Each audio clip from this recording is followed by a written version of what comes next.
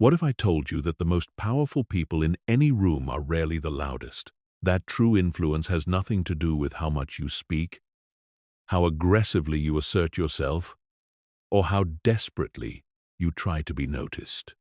What if everything you've been taught about power, leadership, and influence is backwards? Look around. In every workplace, every social gathering, every negotiation, there's always someone who dominates the conversation. They interrupt, they raise their voice, they make sure everyone knows their opinion. They mistake volume for authority and attention for respect. And here's what's fascinating. Most people assume this person has power, but they don't. They're performing power, which is the opposite of possessing it. Real power is quiet. It doesn't announce itself. It doesn't need validation. It doesn't beg for attention or approval. The truly powerful person in the room is the one watching, listening, calculating. They speak rarely, but when they do, everyone stops to listen. They don't chase influence. It comes to them. They don't demand respect. They command it naturally through their presence alone. This audiobook will completely rewire how you understand power and influence.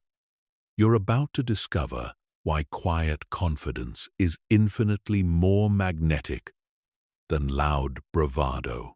Why strategic silence accomplishes more than constant speaking. Why restraint is a weapon that most people never learn to use.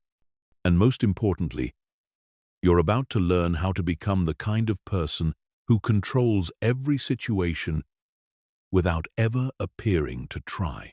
By the time you finish this journey, you will move differently. You will speak differently. You will think differently.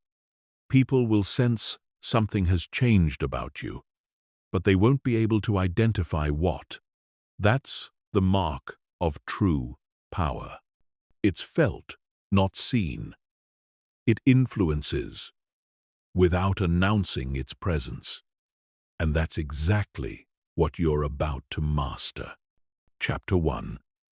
Why the loudest person is usually the weakest. Here's a truth that will change how you see every interaction for the rest of your life.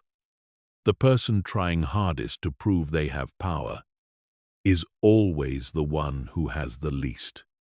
Think about it. Have you ever noticed that people with real authority rarely need to remind others of it? A true leader doesn't walk into a room announcing their credentials. A genuinely confident person doesn't constantly seek validation. Someone with actual expertise doesn't feel the need to dominate every conversation to prove they know what they're talking about. But insecure people, they can't help themselves. They interrupt because they're terrified of being forgotten. They speak loudly because they're afraid their ideas won't be taken seriously. They name drop, they brag, they peacock, all because deep down they know they haven't earned genuine respect. So they're trying to manufacture it through noise and spectacle. This is the fundamental weakness of loud power. It's compensatory. It's a performance designed to mask insecurity. And here's what's even more revealing. Truly powerful people can see right through it. When someone walks into a negotiation puffing their chest and making demands, experienced operators don't see strength.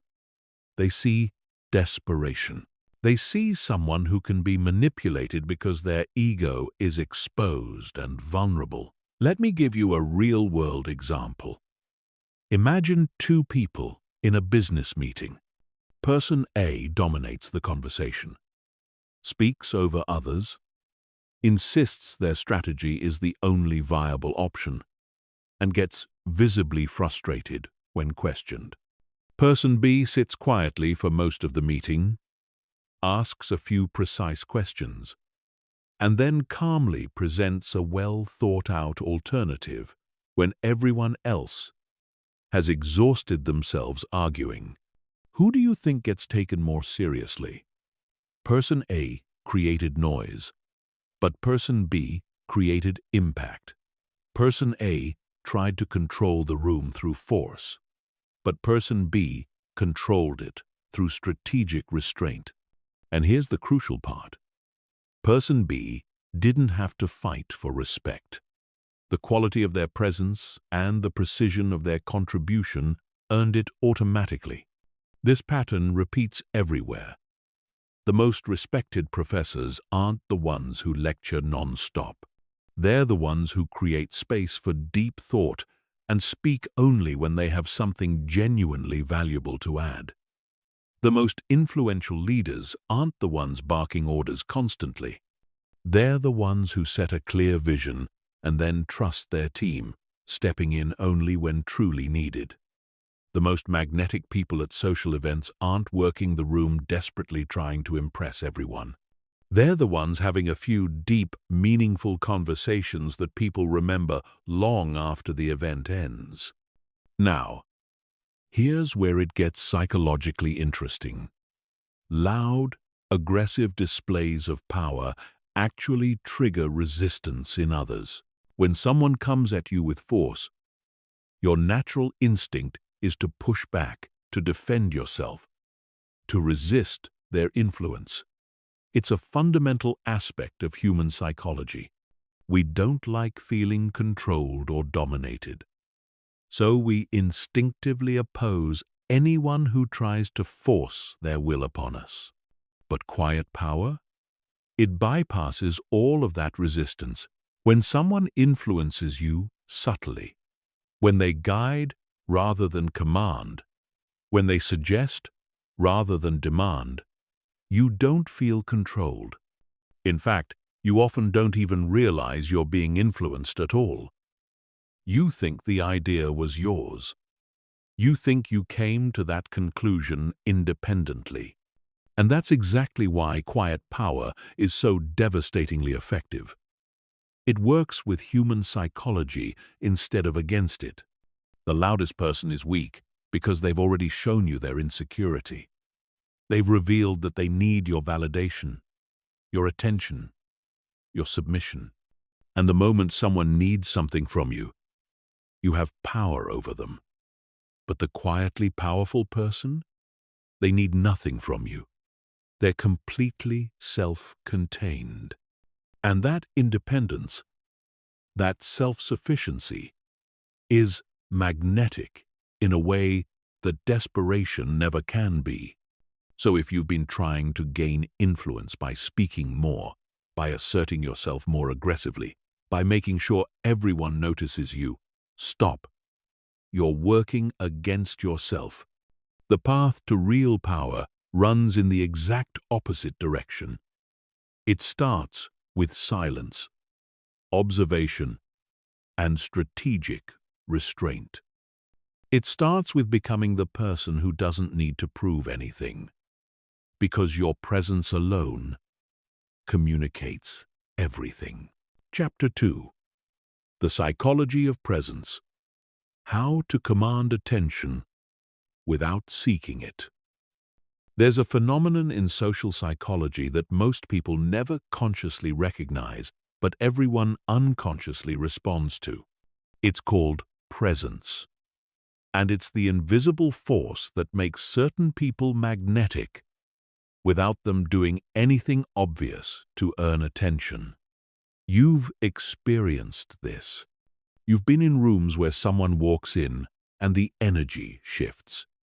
Not because they announced themselves, not because they did anything dramatic, but simply because of who they are and how they carry themselves. This is not mystical. This is not about charisma you're born with. Presence is a set of specific, learnable behaviors and mental frameworks that signal to everyone around you that you are someone worth paying attention to. And the beautiful irony is that the less you actively seek attention, the more powerfully you command it. Let me break down what's actually happening psychologically when someone has true presence. First, they have complete comfort with themselves. They're not fidgeting, not scanning the room anxiously, not rushing to fill every silence with words. This signals to everyone else that this person is secure, grounded, and in control of themselves. And humans are wired to notice and respect that kind of self-possession. Second, they move with intention. Every gesture, every movement, every word is deliberate. There's no wasted energy, no nervous habits, no random motion. This creates the impression of someone who is thoughtful and purposeful in everything they do. Compare this to the person who fidgets constantly, shifts their weight, plays with their phone, checks their watch. All of that unconscious movement communicates anxiety and lack of focus. Third, and this is crucial, they make other people feel seen. When someone with true presence talks to you, you feel like you're the only person in the room. They're not scanning for someone more important to talk to. They're not half listening while thinking about what they'll say next. They're fully, genuinely present with you in that moment. And ironically, that focused attention on others is what makes them so magnetic to everyone. Now here's the practical framework for developing this kind of presence. It starts with something most people completely overlook: your internal state. You cannot fake presence. If your mind is chaotic, if you're anxious about how you're being perceived, if you're constantly judging yourself or others, all of that internal turbulence will leak through your body language and energy, even if you're trying to appear calm. So the foundation of presence is internal stillness. Before you can command a room, you must command your own mind. This means developing the ability to quiet mental chatter, to release the need for validation, to become genuinely comfortable with who you are. When you're not at war with yourself internally, that peace radiates outward and others feel it immediately. The second element is intentional physicality. Most people move through the world unconsciously. They slouch without realizing it. They rush without needing to. They fidget because they don't know what else to do with their hands. If you want presence, every physical action must become conscious and intentional. Stand with your weight balanced. Move smoothly and purposefully. When you gesture, make it meaningful, not random. When you sit, sit fully. Don't perch on the edge of your chair like you're ready to flee. The third element, and this is where most people get it wrong, is strategic attention. Presence is not about making everyone notice you. It's about the quality of attention you give to others and to your environment. When you enter a room, don't immediately start talking or seeking recognition. Observe first. Notice the energy, the dynamics, the unspoken tensions. This makes you read the room better than anyone else, which means when you do speak or act, you do so with perfect timing and relevance. Here's a practical example of how this works. Imagine you're in a meeting where everyone is arguing, talking over each other, trying to get their point across. The person without presence jumps into the fray, raising their voice to be heard, fighting for attention. The person with presence does something completely different. They sit back. They observe. They notice who's actually making sense and who's just creating noise. They wait for a natural pause, and then they speak calmly, often starting with something like, "I've noticed something interesting here," or "Can I offer a different perspective?" Instantly, the energy shifts. Everyone stops because this person wasn't fighting for attention, which means when they choose to speak, it must be important. Their calm, grounded presence creates a contrast to all the chaos. And that contrast is what captures everyone's focus. They commanded the room without raising their voice, without interrupting, without any aggressive display. They did it purely through the quality of their presence. The final element of presence is emotional neutrality. People with weak presence are emotionally reactive. You can see their mood shift with every comment, every look, every change in the environment. But people with true presence maintain emotional equilibrium regardless of external circumstances. This doesn't mean being cold or robotic. It means not being thrown off balance by praise or criticism, by success or setbacks, by approval or rejection. This stability makes you a fixed point in a chaotic world, and people naturally gravitate toward that stability. So, if you want to develop real presence, stop trying to be noticed. Stop performing. Stop seeking validation through attention. Instead, master yourself first. Become so internally calm and self-possessed that you don't need anything from anyone. Then, bring that grounded energy into every interaction. Move with purpose. Speak with intention. Give others your full attention. And maintain your emotional center, no matter what happens around you. Do this consistently, and you won't need to seek attention ever again. It will come to you naturally, magnetically, inevitably. Chapter 3. Strategic silence. When not speaking is your greatest weapon. In a world where everyone is desperately trying to be heard, silence has become the ultimate power move. But most people are terrified of silence. They fill every pause with words, every gap in conversation with nervous chatter, every moment of quiet with some kind of noise. They think silence makes them invisible, forgettable, powerless. They couldn't be more wrong. Strategic silence is one of the most potent forms of influence that exists, and it works precisely because so few people understand how to use it. When everyone else is talking, the person who remains silent becomes the most powerful person in the room, not because they're hiding or withdrawing, but because they're operating on a completely different level. While others reveal their thoughts, their strategies, their weaknesses through constant talking, the silent observer is gathering information, reading dynamics, and identifying leverage points that the talkers will never see. Let me explain the psychology behind why silence is so powerful. First, silence creates mystery and intrigue. When you don't immediately offer your opinion, when you don't rush to fill the void, people become curious about what you're thinking. They start to wonder. They start to project onto you. They start to imagine that your silence must mean you know something they don't.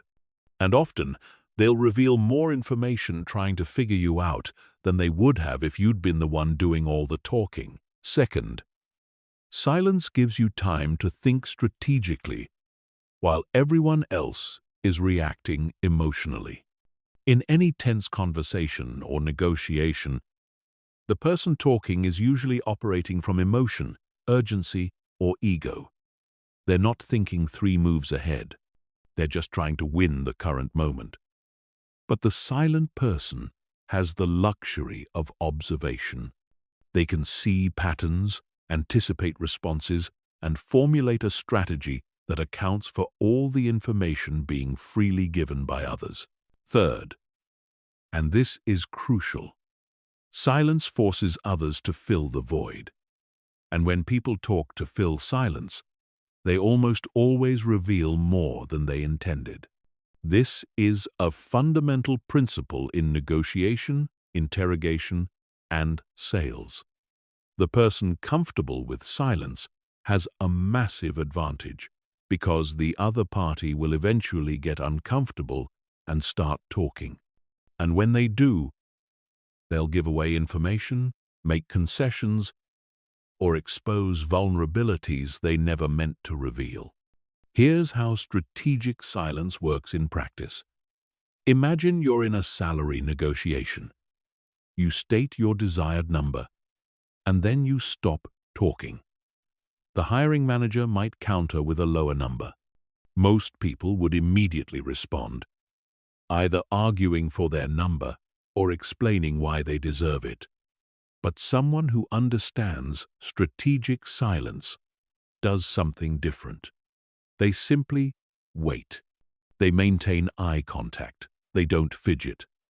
They don't rush to fill the pause. And here's what happens. The hiring manager, uncomfortable with the silence, starts talking again. Maybe they justify their counteroffer. Maybe they ask, "What would make you happy?" Maybe they even improve their offer without you saying a word. Your silence did the work for you. Or consider a conflict situation. Someone is angry with you, raising their voice, making accusations. The instinct is to defend yourself immediately, to argue back, to match their energy. But strategic silence is far more powerful. You let them speak. You don't interrupt. You don't react.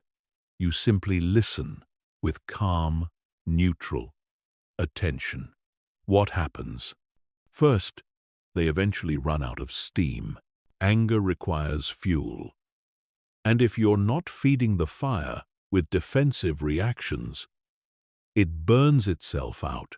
Second, as they talk, they often realize they're being unreasonable, or they contradict themselves, and you didn't have to say a word. Third, your calm, silent response makes you appear more mature, more in control, and more trustworthy than someone who immediately escalated the situation. But here's where most people misunderstand silence. Strategic silence is not about never speaking. It's not about being passive or withdrawn. It's about speaking only when your words will have maximum impact. It's about making every word count, because you've thought carefully about what needs to be said and when to say it. There's a pattern you'll notice among the most powerful communicators. They speak less, but when they speak, everyone listens. Why? Because they've built a reputation for only contributing when they have something genuinely valuable to add. Their words carry weight, precisely because they're not diluted by constant chatter. Compare this to someone who comments on everything, who always has an opinion, who can't let a single point pass without adding their thoughts. Their words lose value through sheer volume. Nobody pays attention anymore because they know this person will talk whether they have insight or not.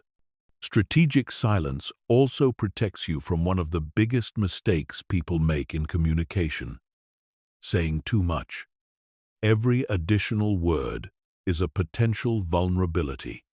Every unnecessary detail is something that can be used against you.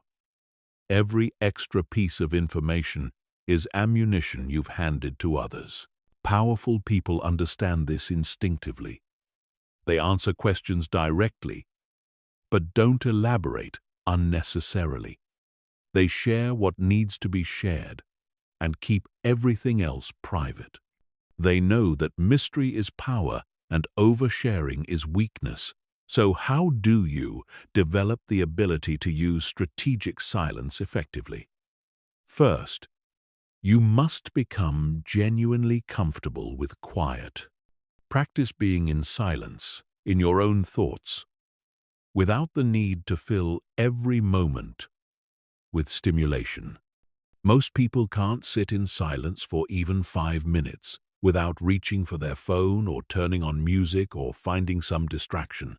If you can't be comfortable in silence with yourself, you'll never be able to use it as a tool with others.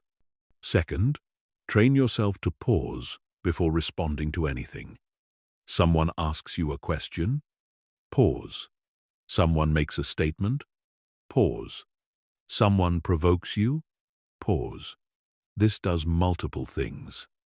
It gives you time to formulate a thoughtful response instead of an emotional reaction.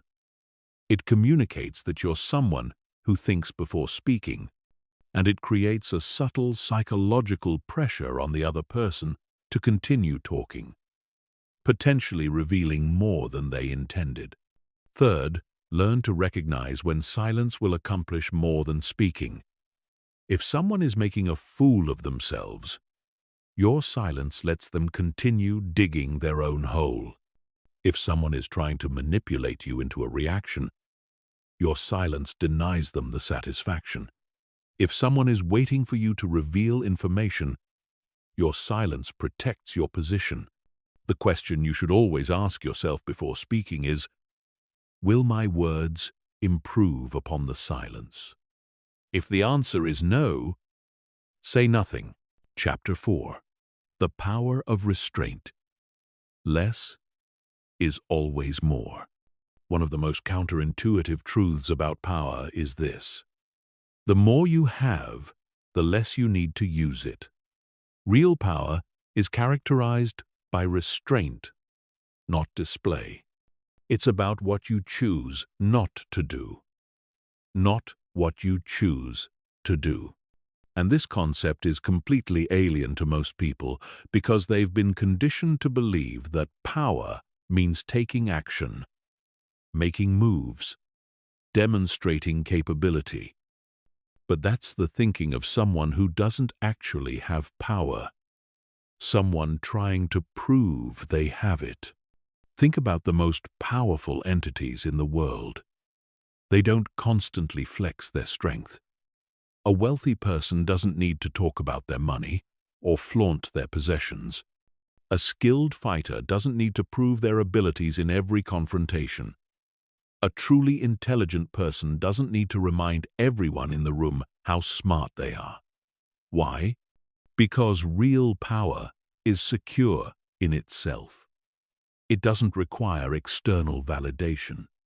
It doesn't need to be performed or proven. It simply exists, and its existence is self-evident to anyone paying attention. Restraint is power because it demonstrates control. Anyone can lash out when provoked. Anyone can spend money impulsively when they have it. Anyone can speak constantly if they want attention. Those are easy, thoughtless reactions that require no discipline. But choosing not to react when you're provoked, choosing not to spend when you easily could, choosing to stay silent when you have the urge to speak, that requires strength. That requires mastery over yourself.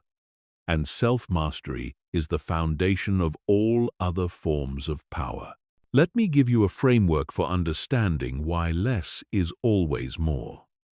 Every time you exert power overtly, you deplete it.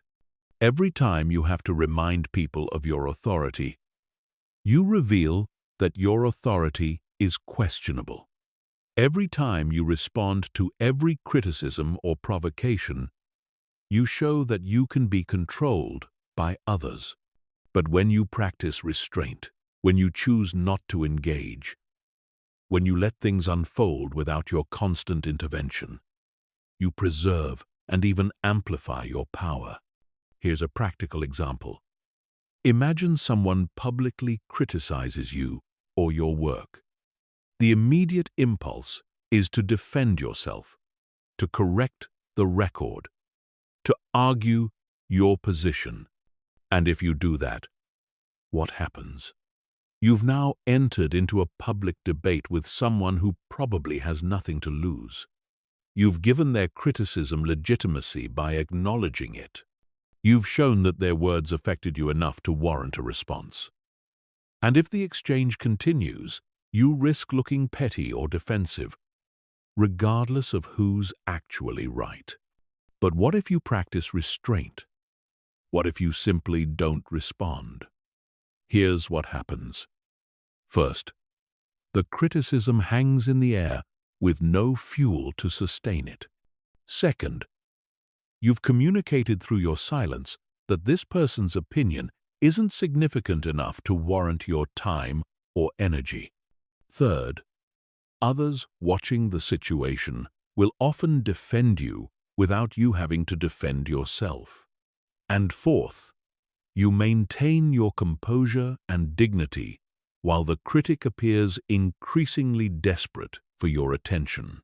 Your restraint made you more powerful, not less. This principle applies to everything.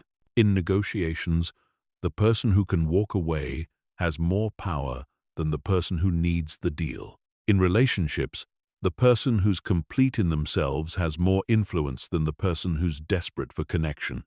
In conflicts, the person who can remain calm has more control than the person who gets emotionally activated.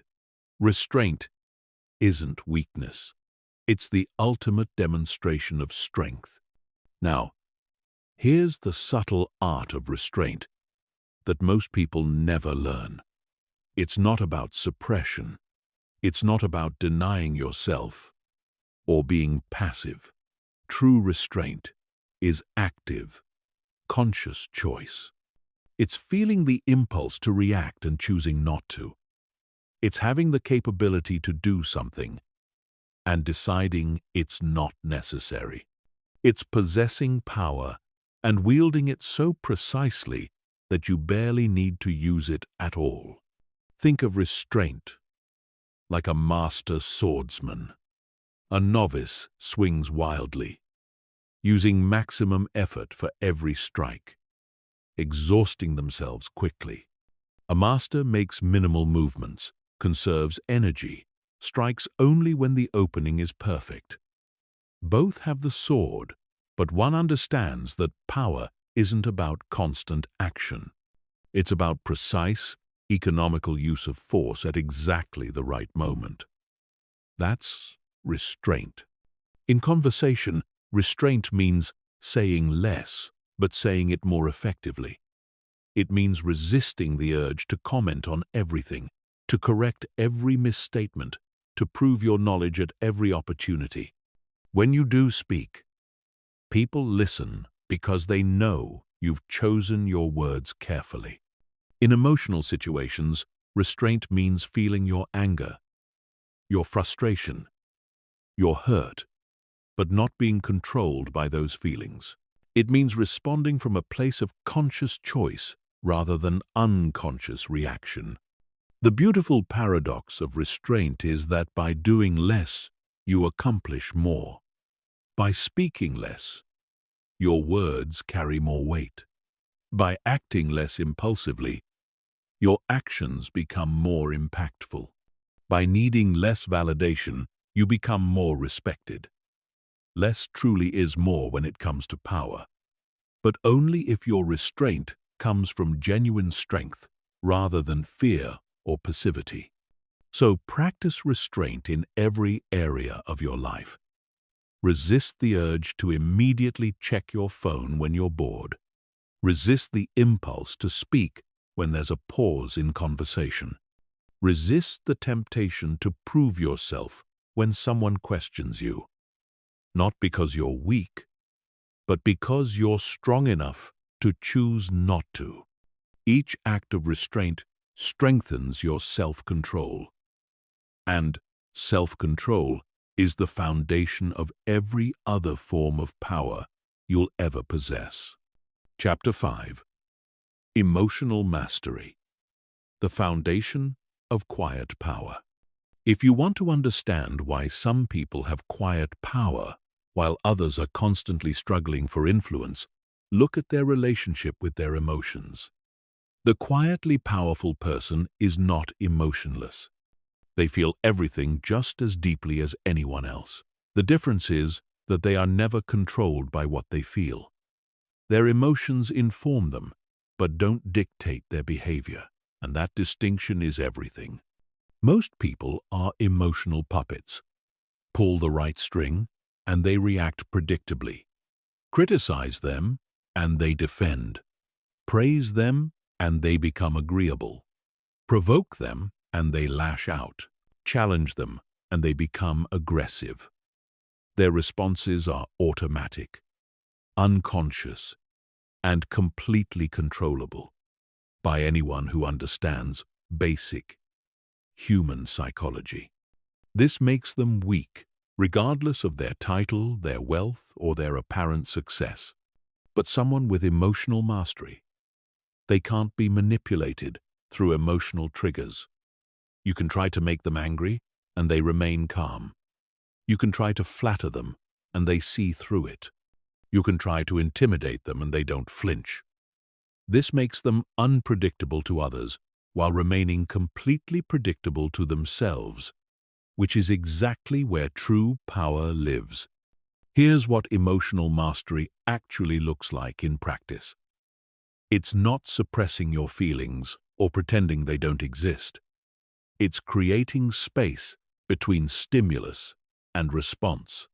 Someone says something insulting to you. An emotionally reactive person immediately feels anger and immediately responds from that anger. An emotionally masterful person feels the anger, notices it, acknowledges it, and then chooses how to respond based on what's strategically wise, not what feels emotionally satisfying in the moment. This space between feeling and reacting is where all power exists. Viktor Frankl, who survived Nazi concentration camps, said, "Between stimulus and response, there is a space. In that space is our power to choose our response. In our response lies our growth and our freedom." This is not philosophical abstraction. This is practical power.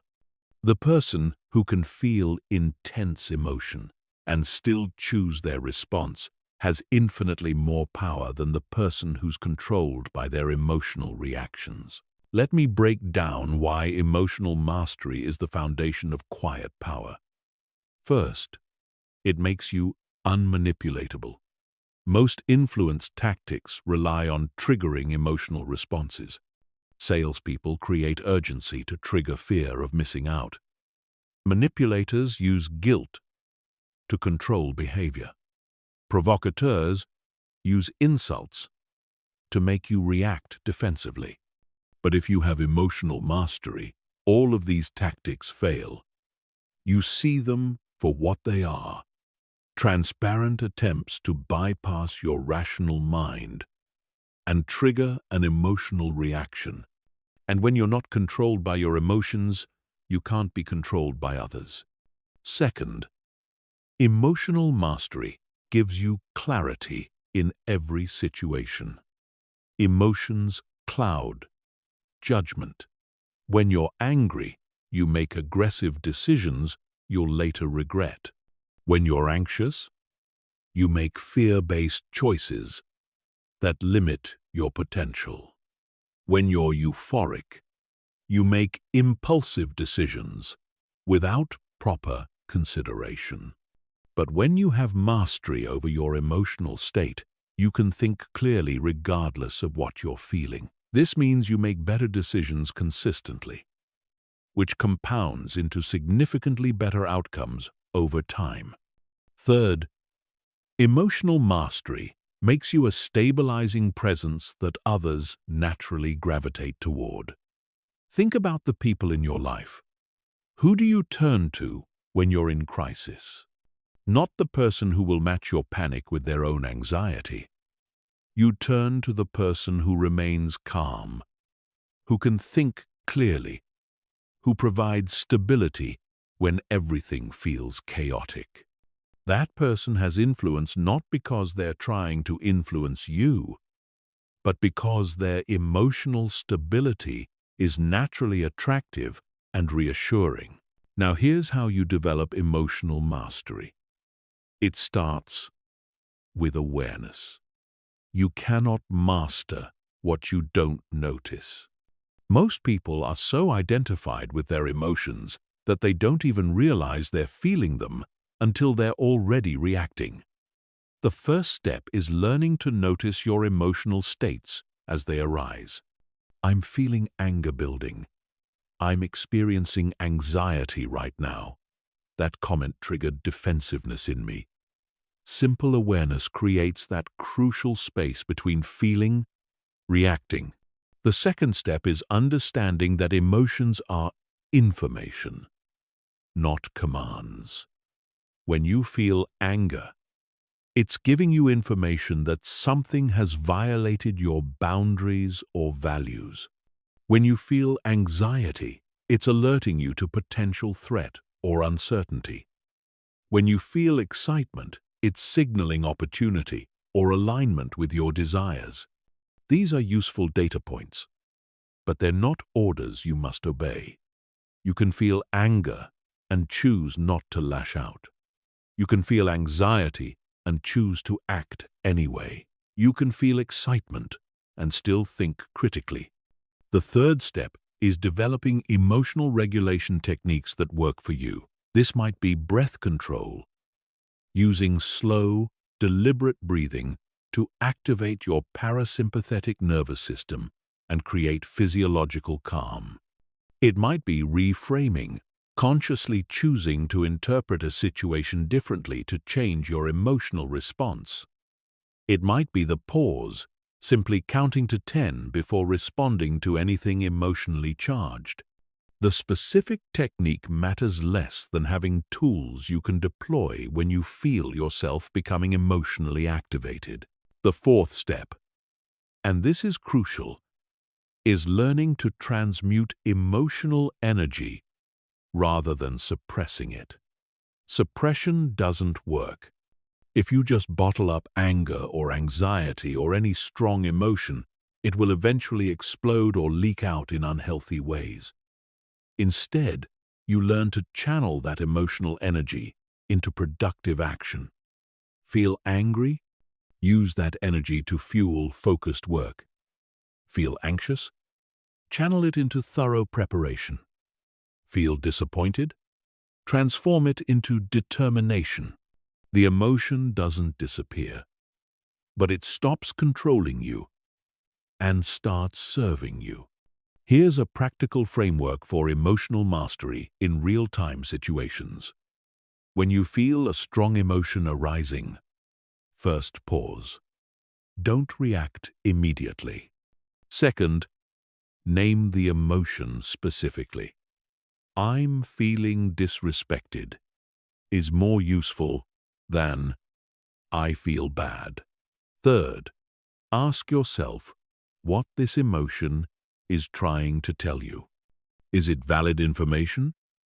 Or is it an old pattern being triggered? Fourth, consider your options. You always have choices in how you respond.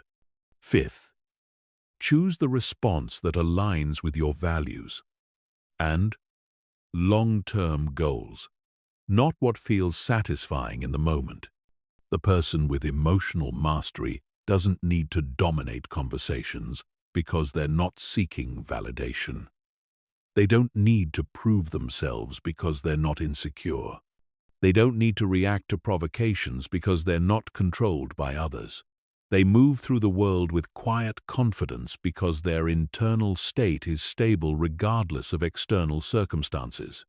And that stability, that self-possession, is what makes quiet power possible. Without emotional mastery, you'll always be at the mercy of your reactions. With it, you become truly free, and that freedom is the foundation of all lasting power. Chapter 6. The Art of Subtle Influence. planting ideas without forcing them. The most powerful form of influence is the kind that people don't even realize is happening.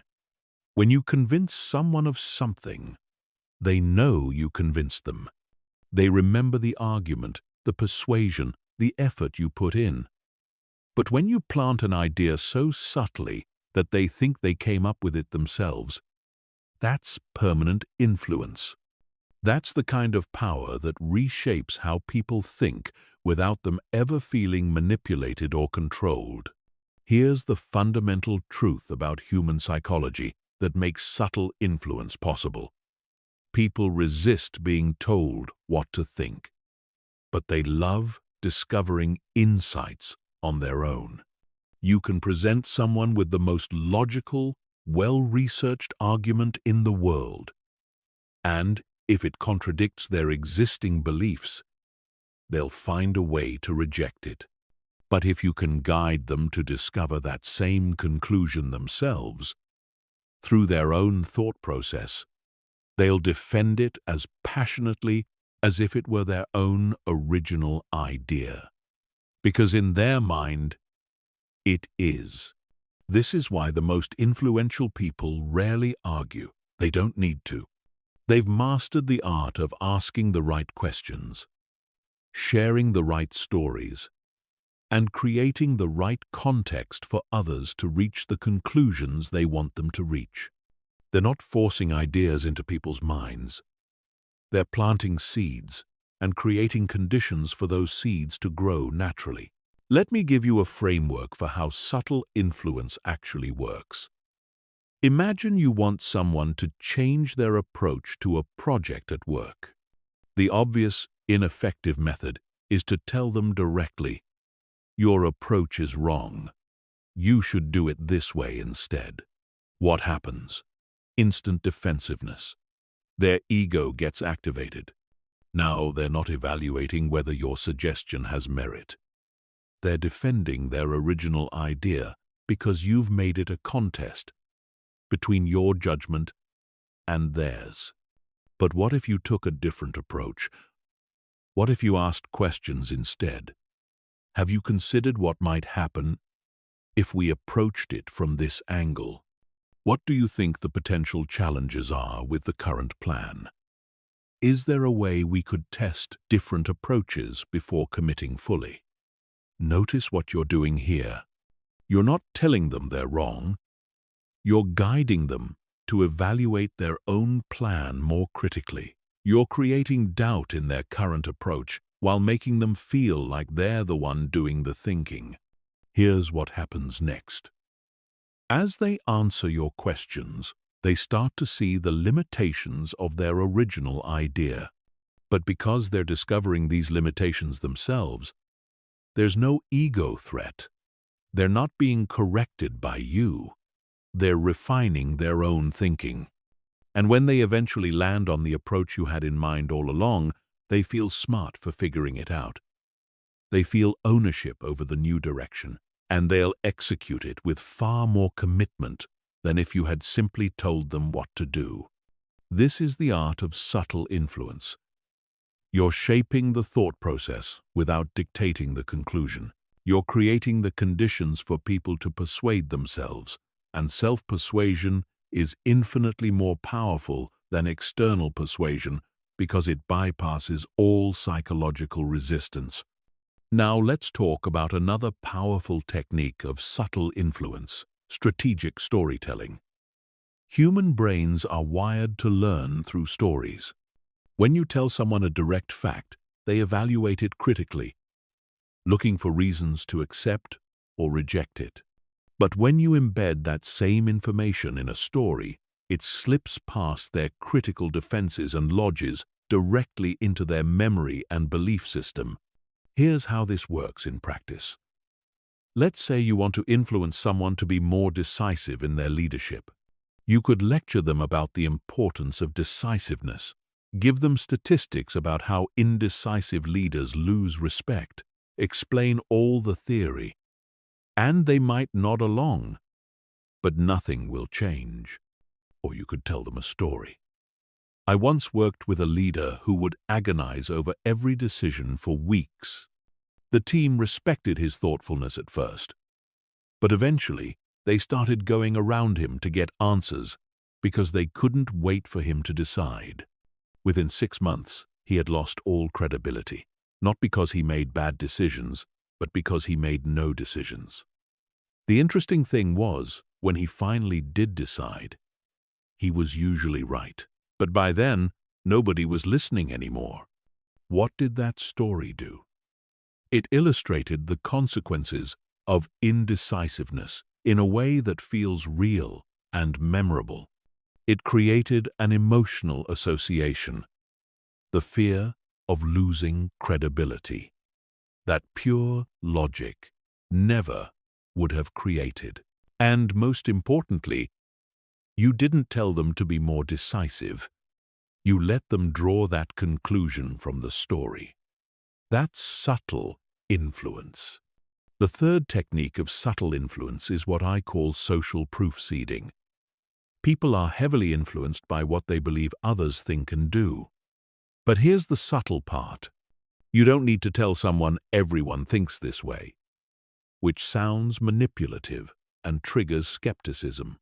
Instead, you casually reference other people's perspectives as if it's just neutral information. I've noticed a lot of people in our industry are starting to rethink this approach. Just yesterday, someone was telling me they completely changed their strategy because of these new market conditions. You're not saying they should change their strategy. You're not even saying the other approach is better. You're simply planting the information that change is happening, that others are adapting. And because humans have a deep psychological need to fit in and not be left behind, this information starts working on them subconsciously. They begin to question whether they should also be rethinking their approach. And when they eventually do, they think it was their idea based on their assessment of market conditions, not realizing you planted that seed weeks ago. Here's another powerful principle of subtle influence: the agreement ladder.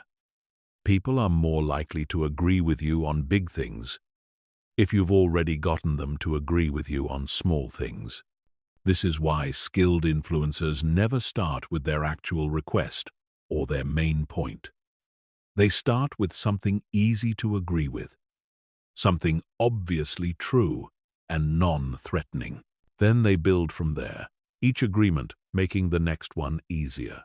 For example, let's say you want to convince your team to adopt a new, more demanding work process. If you start with, "We need to implement this new process," you'll face resistance immediately because people hate change and extra work. But what if you started differently? "I think we can all agree that our current results could be better, right?" Easy agreement. And we'd all like to improve without working significantly harder, correct? Another agreement.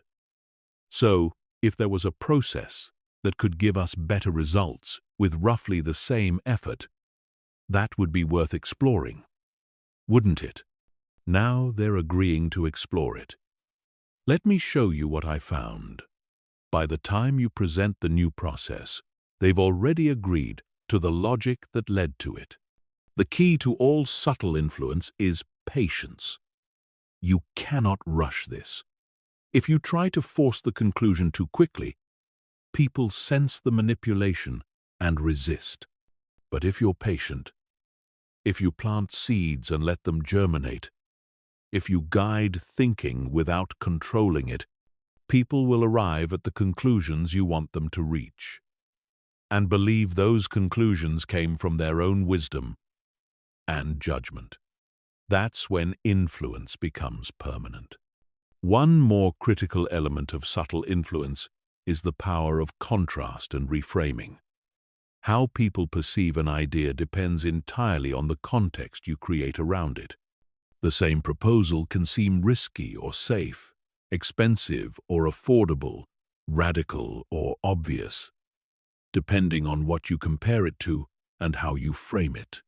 Master influencers understand this and use it constantly. Imagine you want someone to invest in a new initiative that costs $100,000.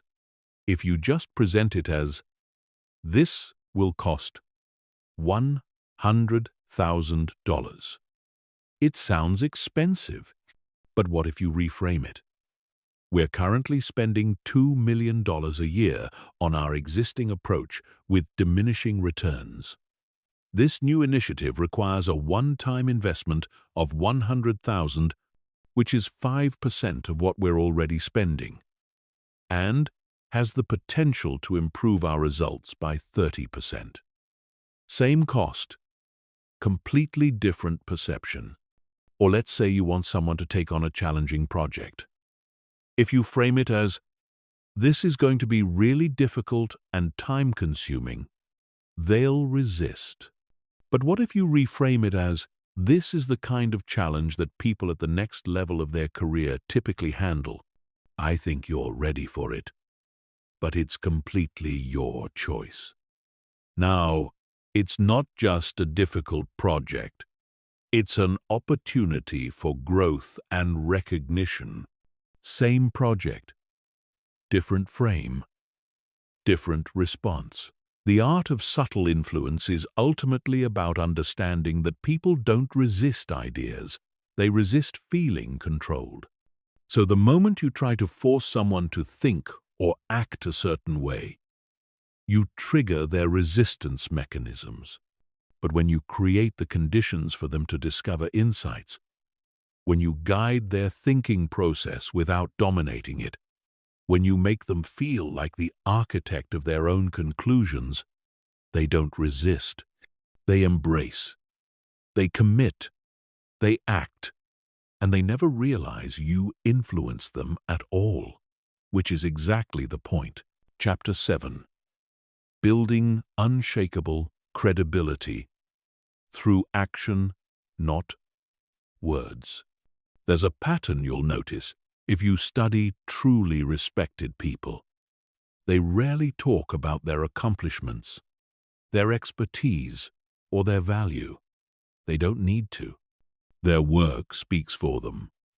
Their results create their reputation. Their actions build credibility that no amount of self-promotion could ever manufacture. And here's the powerful part. This kind of earned credibility is unshakable. It can't be argued with, questioned, or undermined, because it's not based on claims or promises. It's based on demonstrable reality. Compare this to the person who constantly reminds everyone how qualified they are, how much they know, how capable they are at everything. What does that constant self-promotion actually communicate? Insecurity, a need for validation, an absence of concrete results to point to. Because here's the truth, if your work is truly excellent, you don't need to advertise it. Others will do that for you. Your reputation will build itself through the cumulative weight of consistent, high-quality output. This is why quiet power and credibility are inseparable. You can't have real influence without real credibility. And you can't build real credibility through talking. You build it through doing, through showing up, through delivering, through being so consistently reliable and excellent at what you do that people stop questioning your capability and start assuming your competence.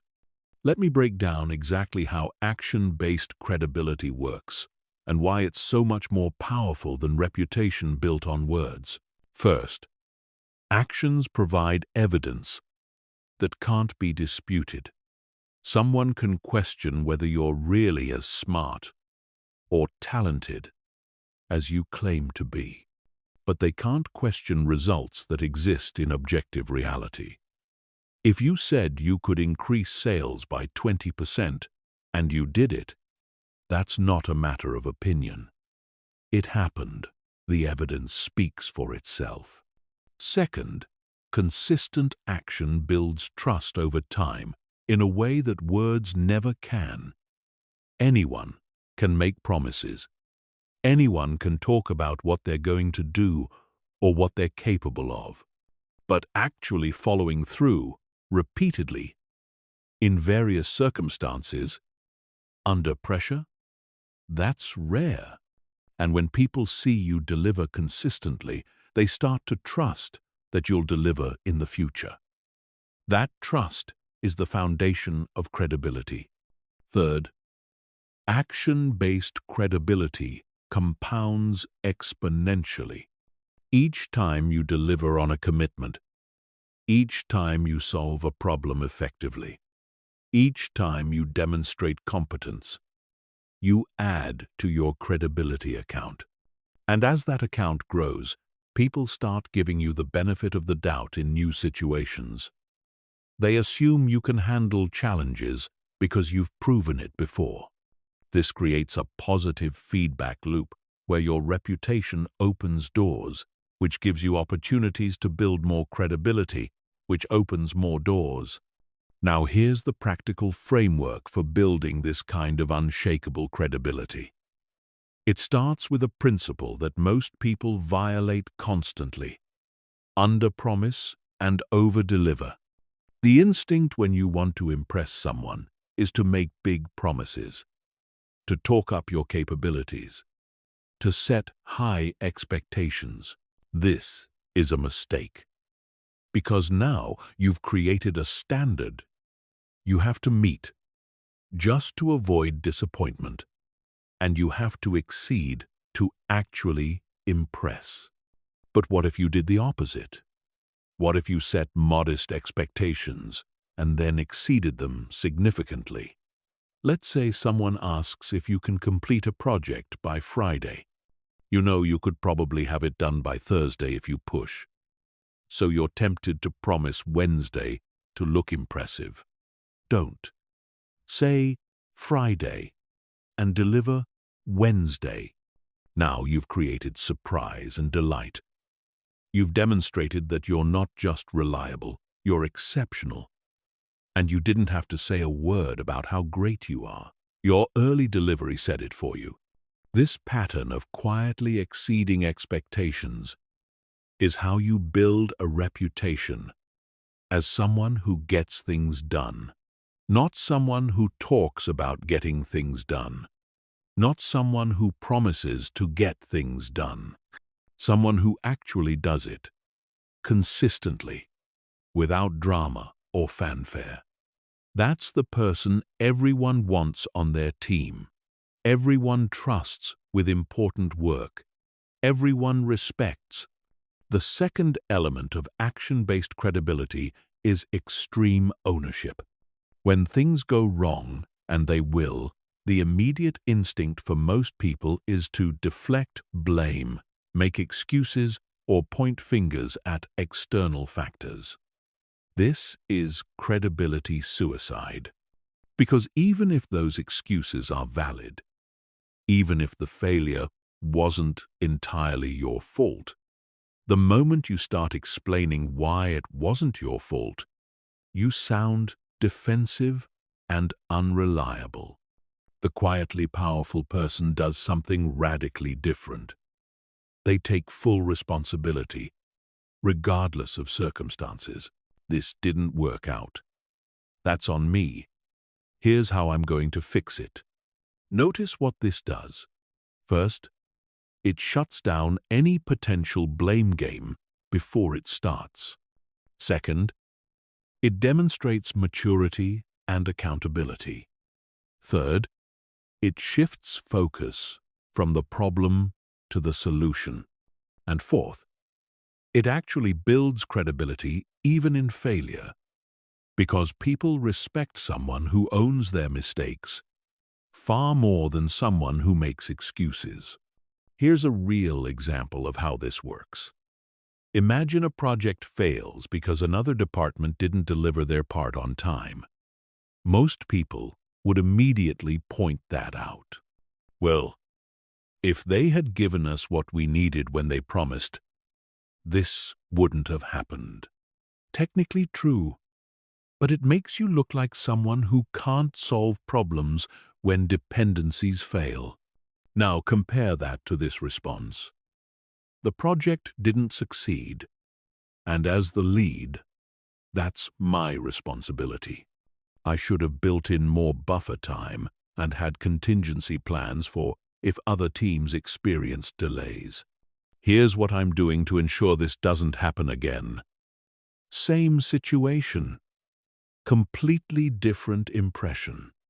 One person sounds like a victim making excuses. The other sounds like a leader who learns from setbacks. The third element of building credibility through action is consistency over intensity.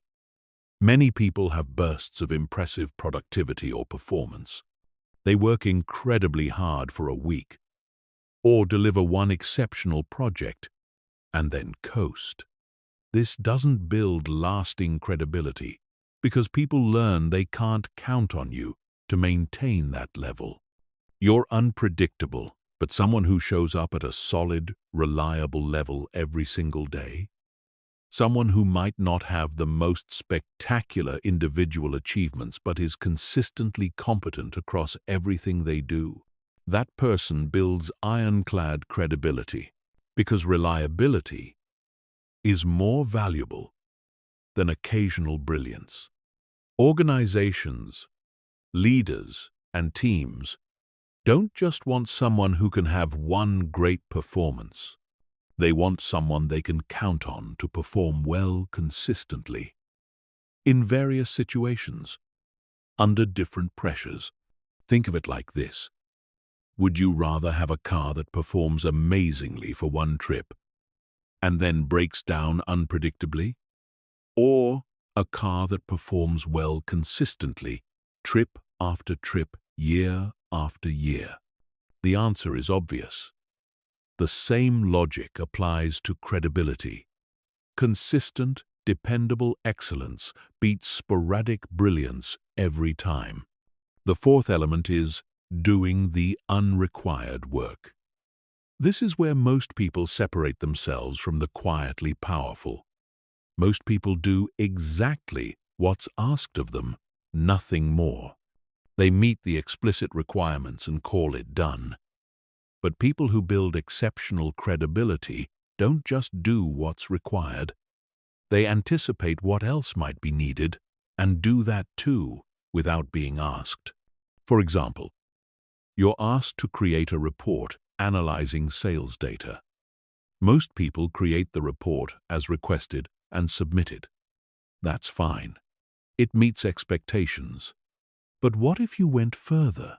What if you not only analyzed the data but also identified 3 specific opportunities based on that data? Created a one-page summary for executives who won't read the full report, and prepared answers to the 5 questions you anticipate people will ask when they see it. You weren't asked to do any of that, but now you've demonstrated initiative, strategic thinking, and consideration for others' needs. You've exceeded expectations without anyone having to ask. That's how you build a reputation for excellence. The final element of action-based credibility is knowing when to say no and following through on it. This seems counterintuitive. How does saying no build credibility? Because it demonstrates that when you say yes, you mean it. If you say yes to everything, if you overcommit constantly, you'll inevitably fail to deliver on some commitments, and each failure erodes your credibility. But if you're selective about what you commit to, if you have the integrity to say, I can't take that on right now, and do it justice, people learn that when you do commit, you'll deliver. Your yes becomes valuable because it's not automatic. This is why the most credible people are often the ones who seem to do less, not more. They're not scattered across dozens of commitments. They're focused on a few key things that they do exceptionally well. And because they're not overextended, They have the capacity to follow through completely on everything they commit to. That consistency of follow-through is what builds unshakable credibility. So if you want quiet power that lasts, stop trying to talk your way into credibility. Stop promoting yourself. Stop reminding people how capable you are. Instead, let your work do the talking. Deliver consistently. Own your failures. Exceed expectations quietly. Do the work others won't. And say no to protect your ability to say yes meaningfully. Do this long enough, and your credibility will become so solid that questioning it would seem absurd. That's when you know you've built something real. Chapter 8. The Magnetic Effect. How Quiet Confidence Attracts Opportunities. There's something fascinating about observing how opportunities flow to different people. Some people chase constantly, networking aggressively, promoting themselves relentlessly, and yet opportunities remain scarce. Others seem to attract opportunities effortlessly without appearing to seek them at all. What's the difference? Quiet confidence. The kind of unshakable self-assurance that doesn't need to announce itself but is felt by everyone in proximity to it. Quiet confidence is magnetic because it's rare. Most people oscillate between insecurity, masked by bravado on one end, and genuine insecurity with no mask on the other. But true quiet confidence, the kind that comes from deep self-knowledge and proven capability, is uncommon enough that people notice it immediately. And they're drawn to it because confidence, real confidence, is reassuring in a world full of uncertainty and pretense. Here's what makes quiet confidence different from regular confidence or arrogance. Arrogance needs to tell you how great it is. It needs validation, admiration, acknowledgement. Regular confidence is comfortable with itself but still somewhat attached to others' opinions. Quiet confidence doesn't need anything from anyone. It knows its own value and doesn't require external confirmation. This self-sufficiency is what makes it magnetic. People are drawn to those who don't need them because, paradoxically, that's when real connection becomes possible. Let me explain the psychology of why this works. When someone needs something from you, whether it's validation, approval, or opportunity, you unconsciously feel the weight of that need. It creates subtle pressure in the interaction. You sense their agenda, their desperation, their attachment to a particular outcome. And that creates resistance. You pull back, even if you're not fully aware you're doing it. This is why needy people, no matter how talented or qualified, struggle to attract opportunities. Their need repels the very things they're chasing. But when someone has quiet confidence, when they clearly don't need anything from you, the entire dynamic shifts. There's no pressure, no hidden agenda you have to navigate, no sense that they're performing or trying to manipulate an outcome. They're just genuinely present, comfortable in themselves, and that comfort creates space for you to relax as well. And in that relaxed, pressure-free space, real connection happens.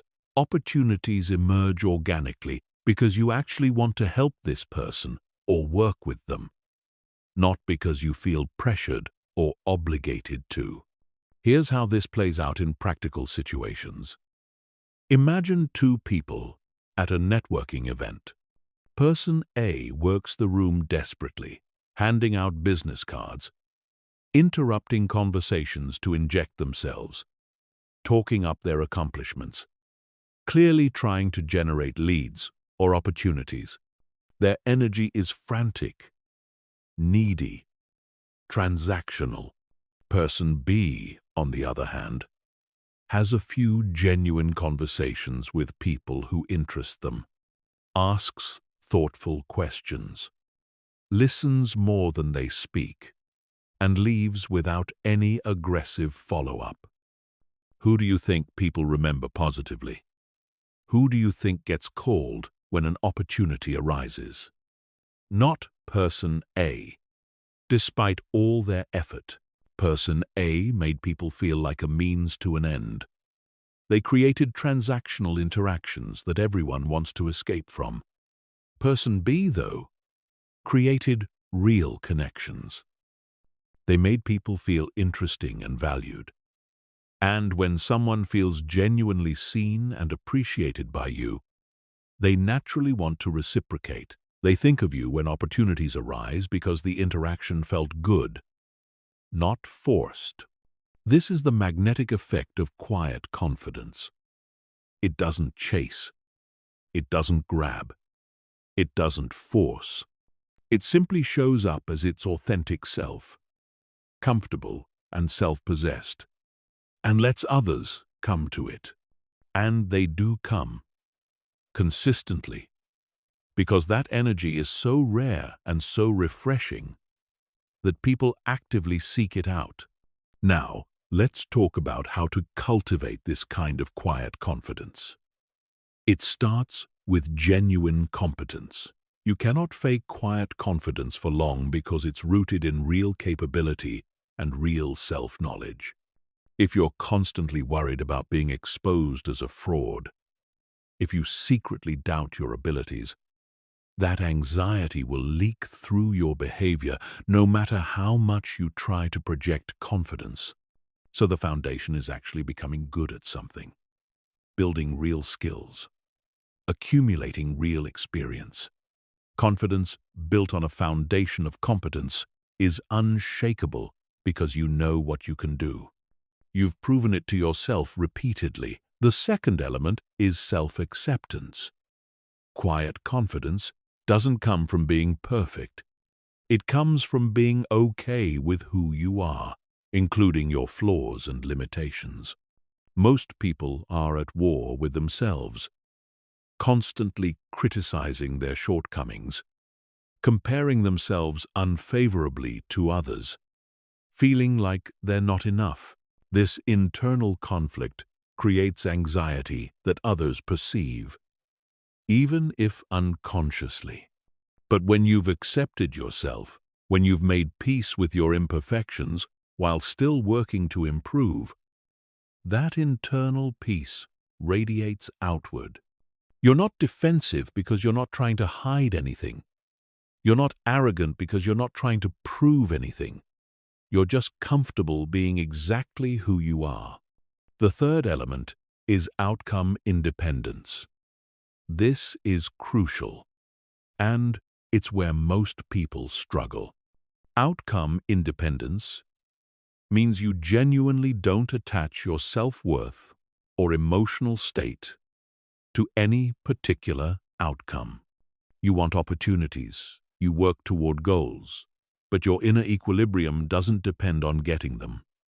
You're equally okay with yes or no, success or failure, acceptance or rejection. Not because you don't care, but because you know that your value isn't determined by any single outcome. This is magnetic because it eliminates the desperate energy that repels opportunities. When you're outcome independent, you can pursue opportunities without chasing them.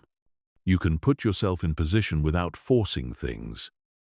You can let people know you're interested without begging or manipulating.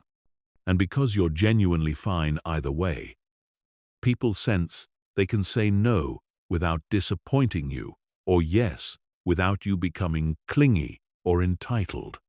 This freedom creates space for organic, authentic interactions where real opportunities can emerge. The fourth element of quiet confidence is presence. This ties back to earlier chapters, but it's worth emphasizing here.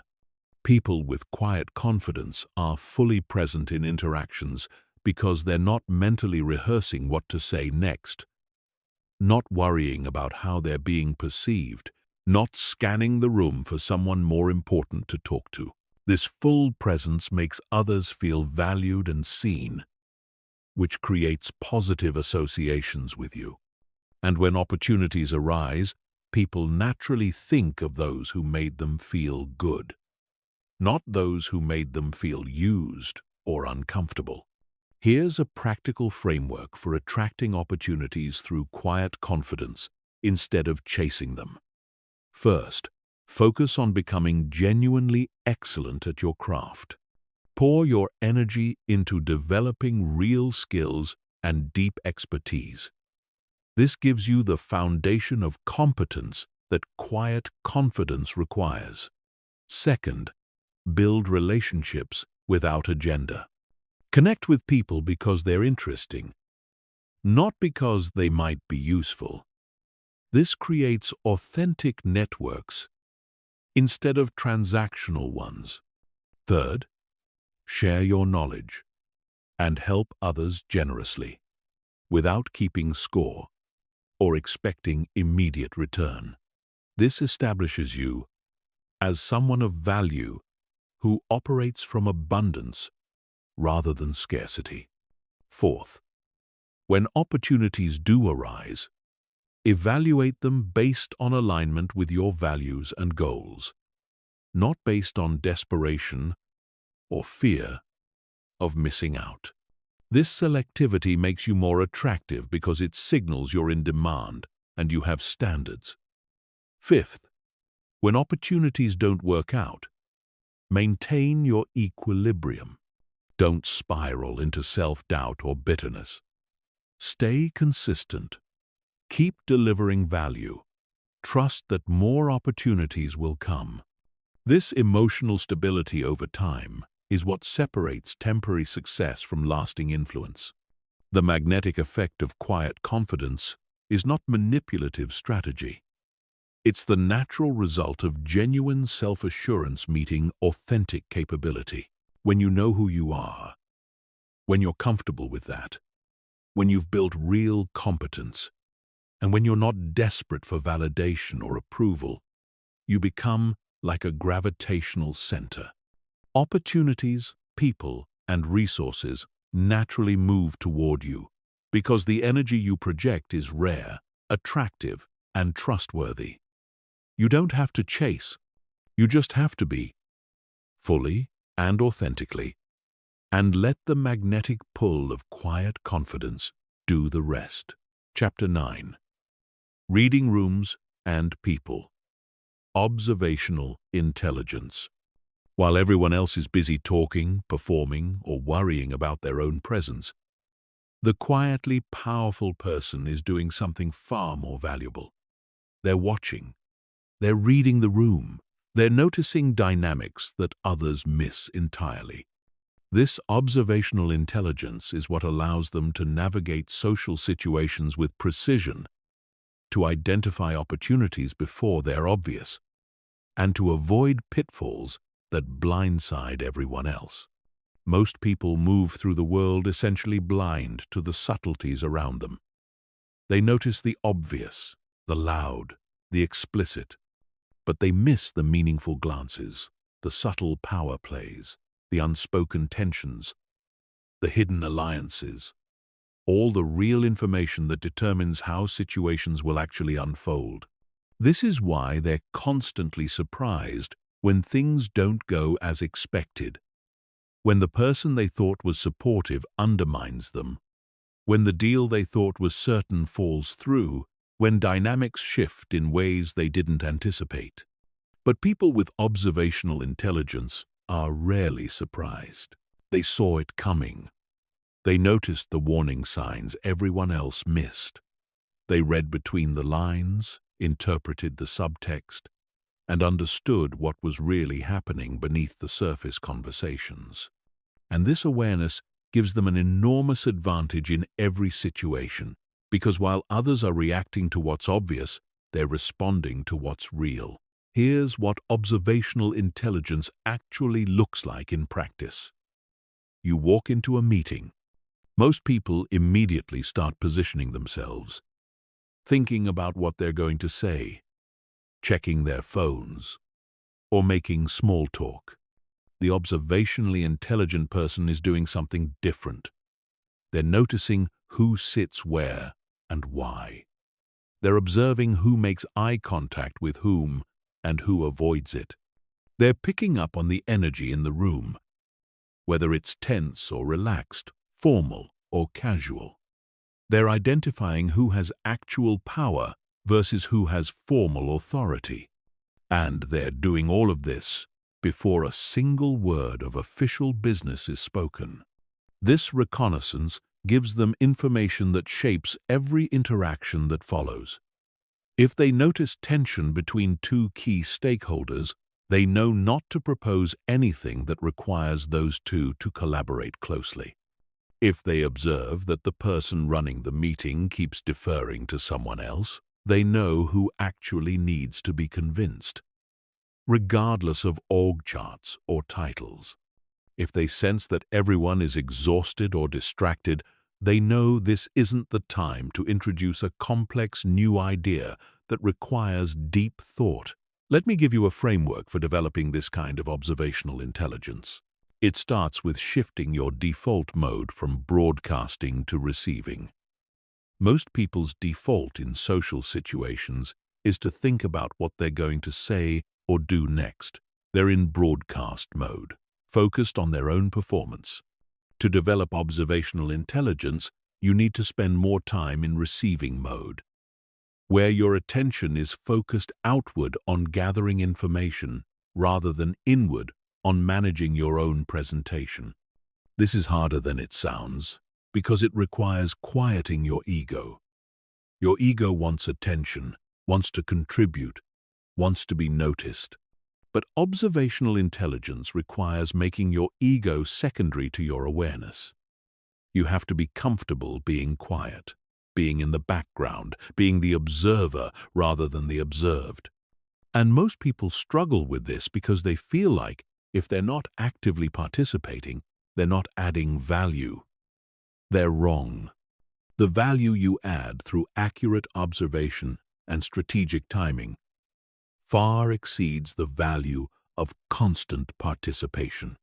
The second element of observational intelligence is learning to read non-verbal communication. Research suggests that somewhere between 60 to 90% of communication is non-verbal.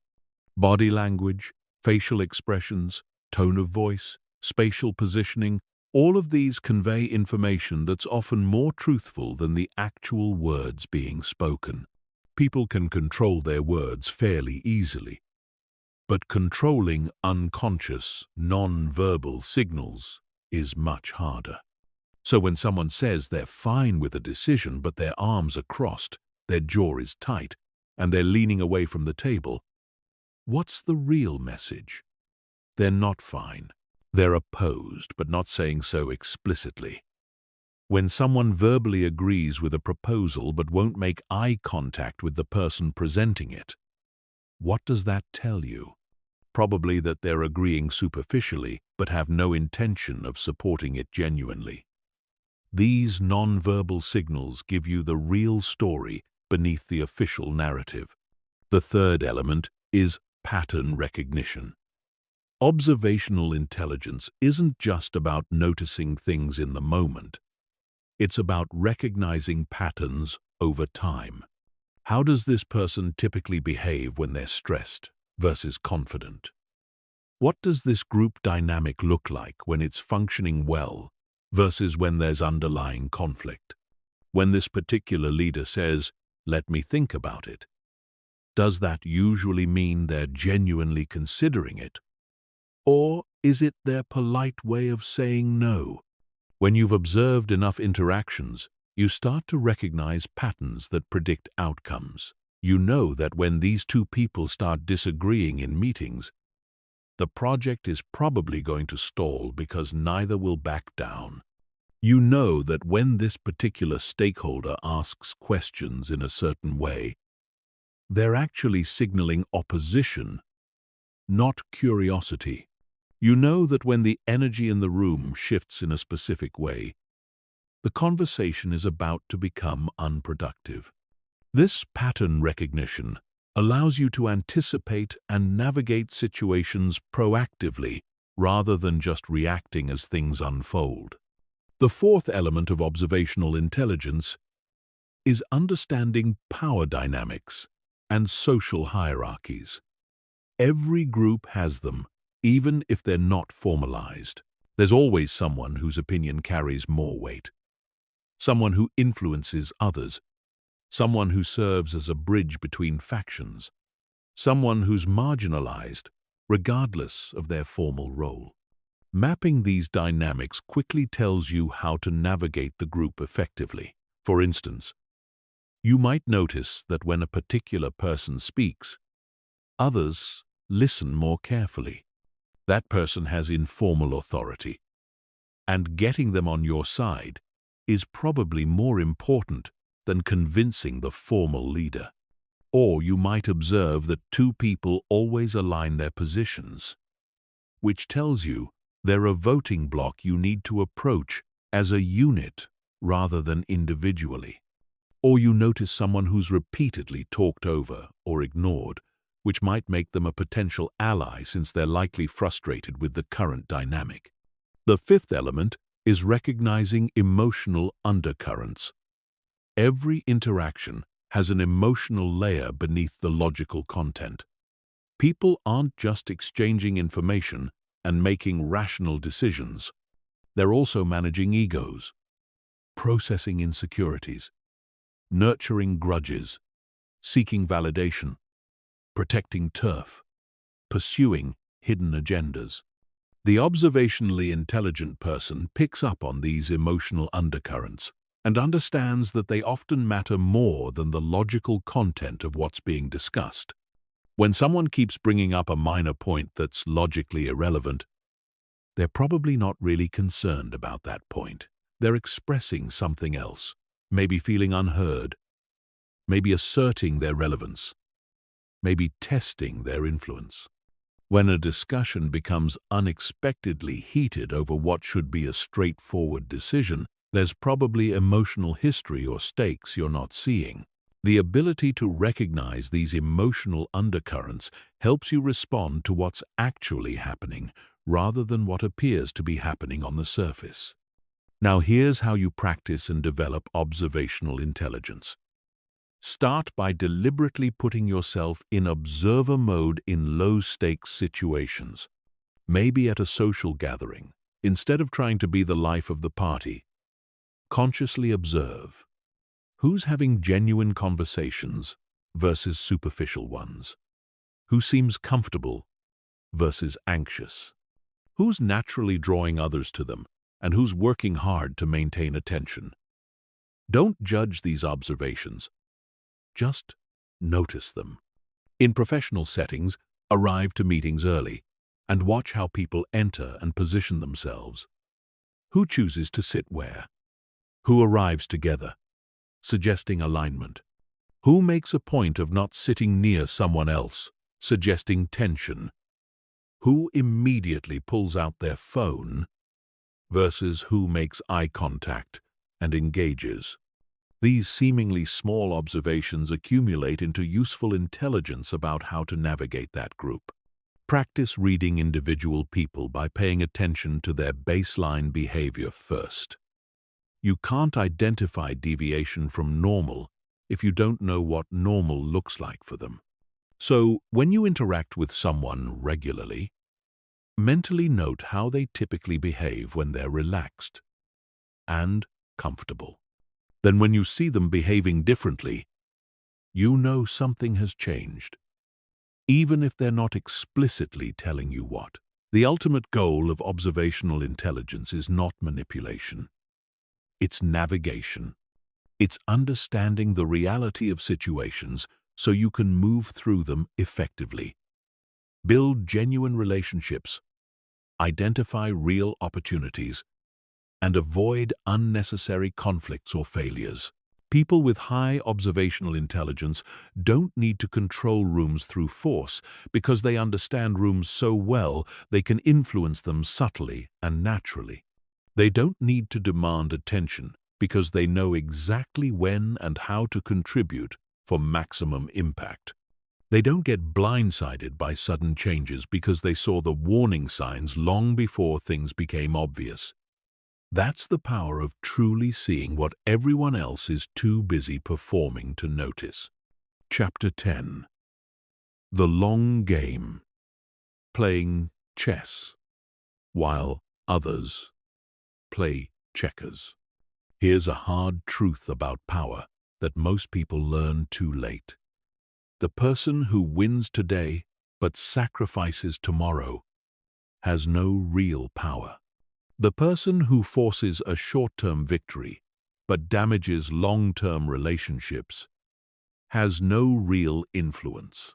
The person who achieves immediate success but burns out or burns bridges in the process has built nothing sustainable. Real power, quiet power, is always playing the long game. It's thinking in decades while others are thinking in days. It's building for permanence while others are chasing temporary wins.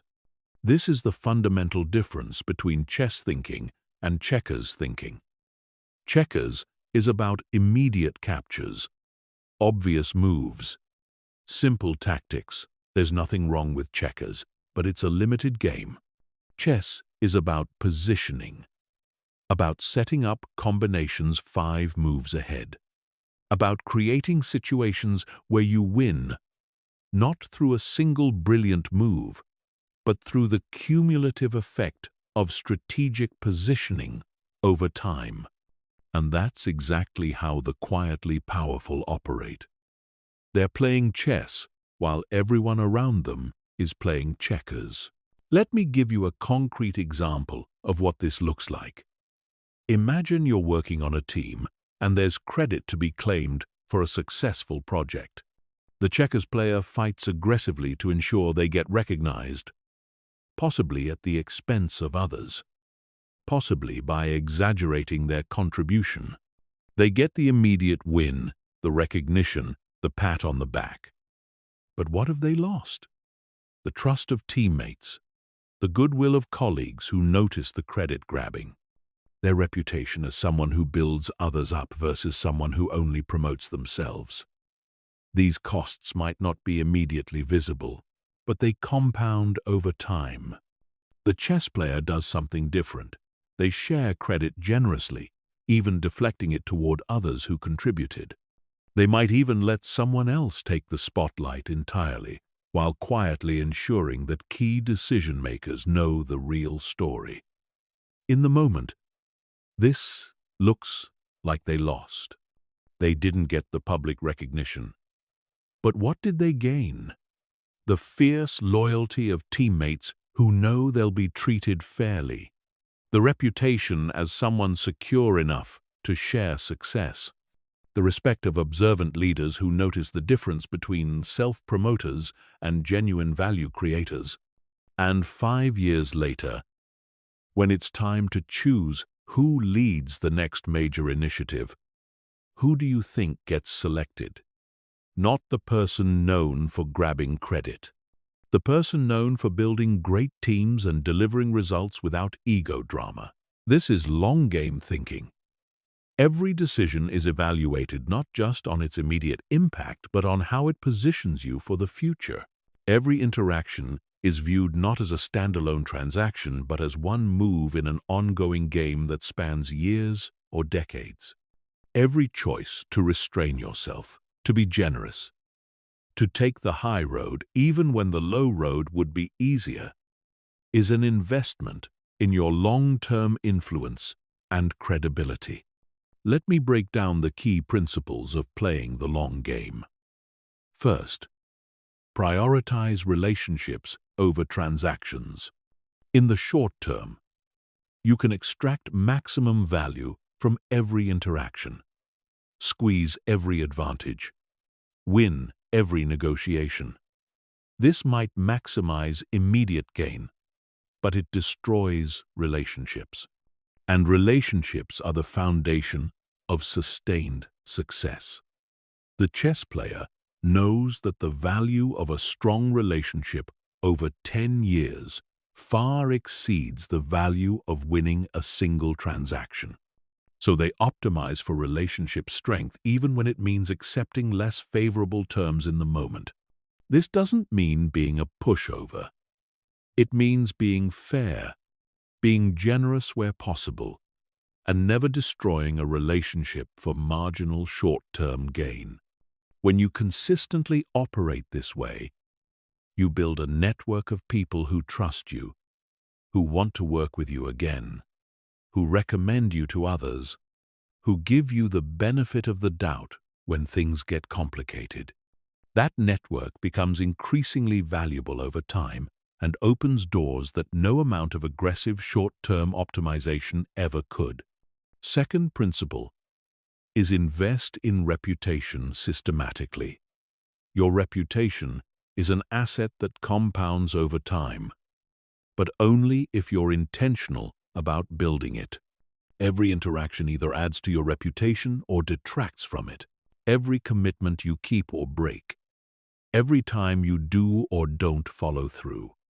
Every instance where you demonstrate integrity or compromise it. All of these accumulate into the story people tell about who you are. The checkers player doesn't think about this. They might lie to win a deal, thinking only about the immediate benefit. They might break a promise when it's inconvenient, thinking only about the short-term relief. They might take credit they didn't earn, thinking only about the immediate recognition. Each instance seems small, seems like it doesn't matter.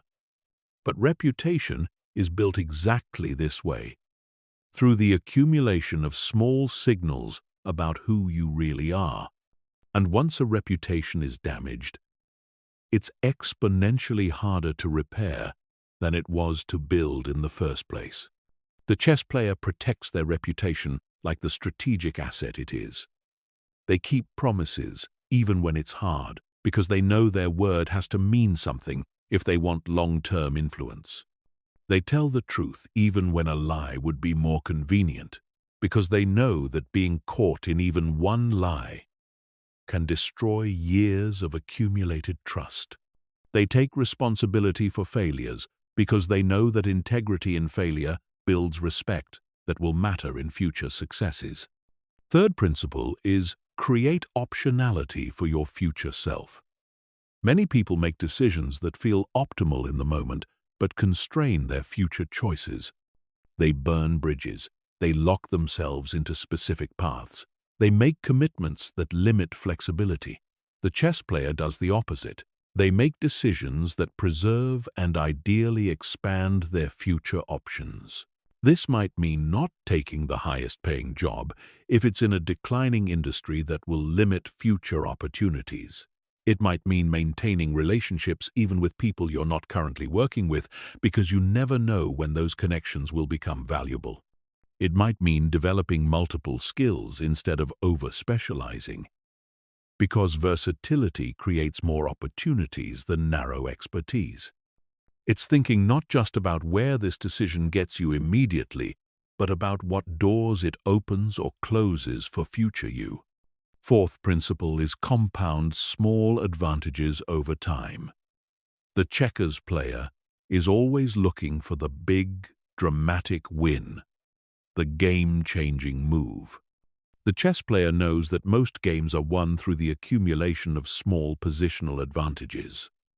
One slightly better decision today, another tomorrow, better positioning next week, a small opportunity capitalized on next month.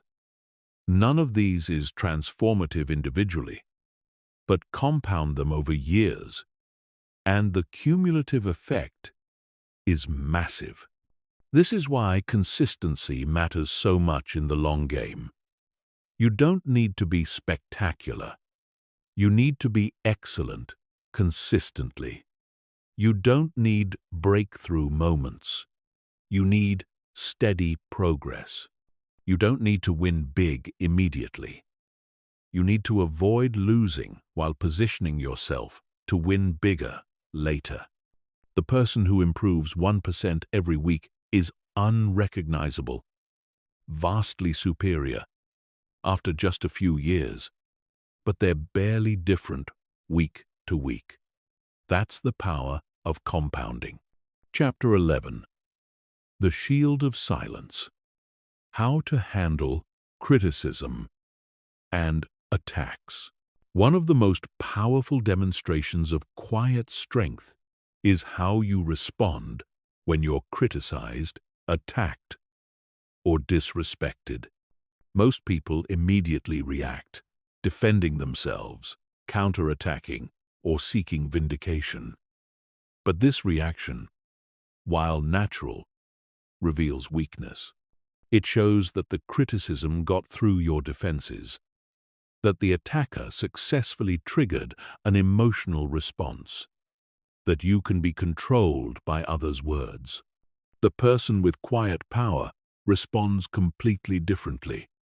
They use silence as a shield, and that shield is impenetrable. Here's what most people don't understand about criticism and attacks. They only have the power you give them. Someone can say anything they want about you. But if you don't react, if you don't give their words energy and attention, those words die in the air. They have no momentum, no impact, no life beyond the moment they were spoken. But the second you react defensively, you've given those words power. You've shown they matter to you. You've elevated the critic by engaging with them. And you've started a cycle that never ends well.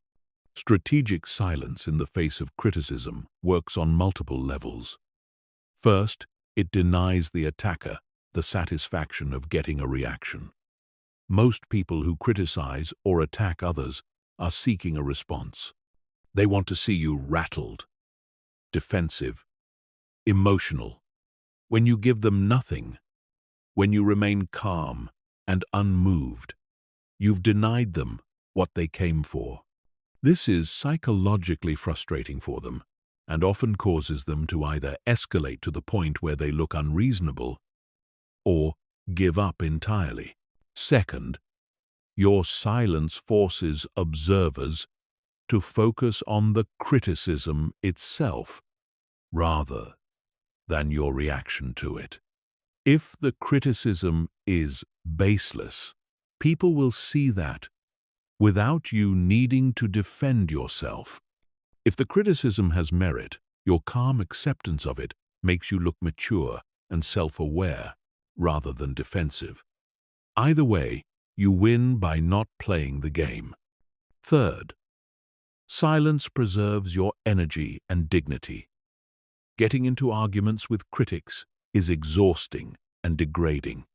Every moment you spend defending yourself is a moment you're not spending on productive work or positive relationships. Quiet power means valuing your time and energy too much to waste it on people who don't deserve it. Now, this doesn't mean you never address criticism. There's a crucial distinction between reacting and responding. Reacting is immediate, emotional, and defensive. Responding is deliberate, strategic, and only when necessary. If criticism comes from someone whose opinion you genuinely respect, or if it's affecting important relationships or opportunities, then you might choose to respond. But even then, you do it on your terms, in your timing, and from a place of calm clarity rather than emotional reactivity. Here's the framework for handling criticism with quiet power. First, pause. Never respond immediately to criticism or attacks. Take time to process, to separate your emotional reaction from strategic assessment, to decide if a response is even necessary. Most criticism doesn't warrant any response at all. Second, evaluate the source. Is this person credible? Do they have your best interests at heart?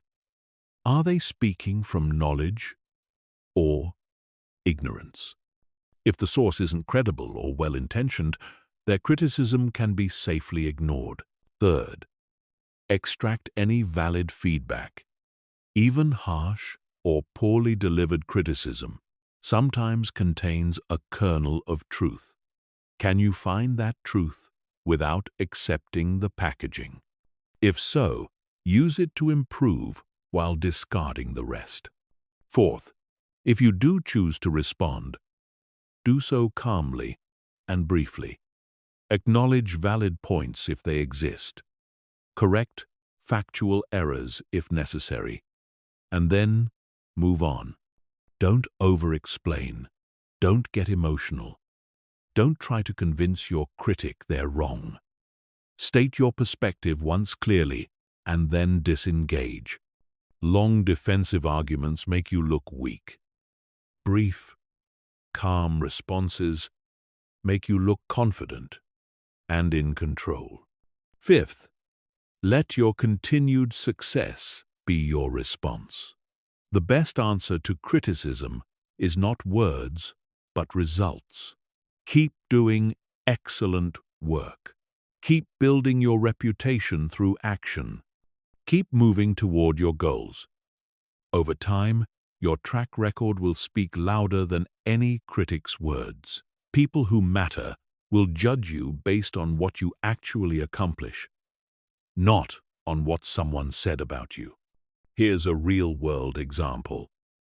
Imagine someone publicly criticizes your work or questions your competence. The reactive response is to immediately defend yourself, to explain why they're wrong, to point out your credentials and achievements. But this makes you look insecure and gives the criticism more attention and credibility than it deserves. The quiet power response is silence. You see the criticism, you note it, and then you continue doing your excellent work. You don't address it, you don't acknowledge it, you don't give it energy. And what happens? Within days, it's forgotten by everyone except the person who made it. Your silence starved it of the oxygen it needed to spread and persist. The shield of silence also protects you from a more subtle form of attack, the constant low-level negativity and doubt that people project onto anyone trying to achieve something significant. When you're pursuing ambitious goals, there will always be people questioning whether you can do it, warning you of the risks, pointing out the obstacles. Most of this comes from their own fear and limitations, not from genuine concern for you. Responding to every doubt and every warning is exhausting and demoralizing. But when you develop the shield of silence, when you can hear these things and let them pass through you without impact, you protect your motivation and forward momentum. The ultimate truth about criticism and attacks is this: they cannot diminish you unless you allow them to. Your value, your competence, your worth. None of these things change based on what someone else says about you. They only change based on what you actually do and who you actually are. When you deeply understand this, criticism loses its power over you. It becomes just noise, sometimes containing useful information, but more often just revealing the fears and insecurities of the person speaking. And you can move through the world impervious to that noise, focused on what actually matters, protected by the quiet strength that comes from knowing who you are and not needing anyone else to validate it. Chapter 12. Quiet Leadership. Leading without the title. The most profound form of leadership has nothing to do with titles, positions, or formal authority. It's the ability to influence direction, inspire action, and create change without anyone appointing you to do so. This is quiet leadership, and it's available to anyone regardless of where they sit in a hierarchy. In fact, some of the most powerful leaders in any organization have no formal leadership role at all. They lead through competence, character, and the quiet confidence that makes others want to follow them. Traditional leadership relies on position power. You can tell people what to do because you're the boss. They comply because they have to, not because they want to. This creates a fragile form of influence that disappears the moment you lose the title. But quiet leadership relies on personal power. People follow you because they respect you, trust you, and believe in your judgment. This creates lasting influence that persists regardless of your formal position. Here's what quiet leadership looks like in practice. You don't wait for permission to solve problems. You see what needs to be done, and you do it. Or you take initiative to organize others to do it. You don't announce you're taking charge. You just start creating solutions, and others naturally align with your efforts because the solutions are good and you're making them happen. This is leadership through action, not declaration. Quiet leaders also lead through questions rather than directives. Instead of telling people what to do, they ask questions that help people think more clearly about the situation. Have we considered this angle? What would happen if we tried that approach? What's the real problem we're trying to solve here? These questions guide thinking without controlling it, which makes people feel empowered rather than managed.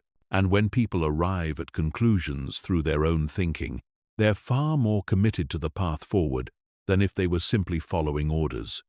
Another hallmark of quiet leadership is developing others. Formal leaders often feel threatened by capable subordinates and may consciously or unconsciously limit their development. But quiet leaders have no such insecurity. They actively help others grow because they're not worried about being outshined. They share knowledge freely, create opportunities for others to lead, and take genuine joy in others' success. This generosity creates loyalty and respect that no amount of positional authority can generate. Quiet leaders also lead by example in ways that matter. They don't just talk about values, they embody them. If the team is facing a difficult deadline, they're the first one to stay late and the last one to leave. If there's unpleasant work to be done, they roll up their sleeves and do it alongside everyone else. If they ask others to meet high standards, they hold themselves to even higher standards. This integrity between words and actions creates moral authority that's far more powerful than any title. Here's the framework for developing quiet leadership. First, focus on being valuable rather than being in charge. Develop expertise that makes you the go-to person for important challenges. Build a reputation for getting difficult things done. Become someone whose input is sought because people trust your judgment and capability. When you're genuinely valuable, influence flows to you naturally, without you needing to claim it. Second, think institutionally, not personally. Quiet leaders care about outcomes for the team or organization, not about credit for themselves. They're willing to let others take credit for ideas they contributed to. They support initiatives that serve the mission, even if those initiatives don't benefit them personally. This selflessness earns trust because people see you're not playing political games or building your own empire. You're genuinely focused on what's best for everyone. Third, create clarity in chaos. One of the most valuable things any leader can do is help people understand complex situations and identify the right path forward. Quiet leaders do this not by pretending to have all the answers, but by asking good questions, synthesizing diverse inputs, and articulating possibilities clearly. When everything feels confusing and people don't know what to do, the person who can create clarity naturally becomes someone others look to for direction. Fourth, build bridges and resolve conflicts. Organizations and teams always have tensions, disagreements, and miscommunications. Most people either ignore these problems or take sides, making things worse. Quiet leaders step into the gap. They listen to all perspectives, find common ground, and help people work through differences constructively.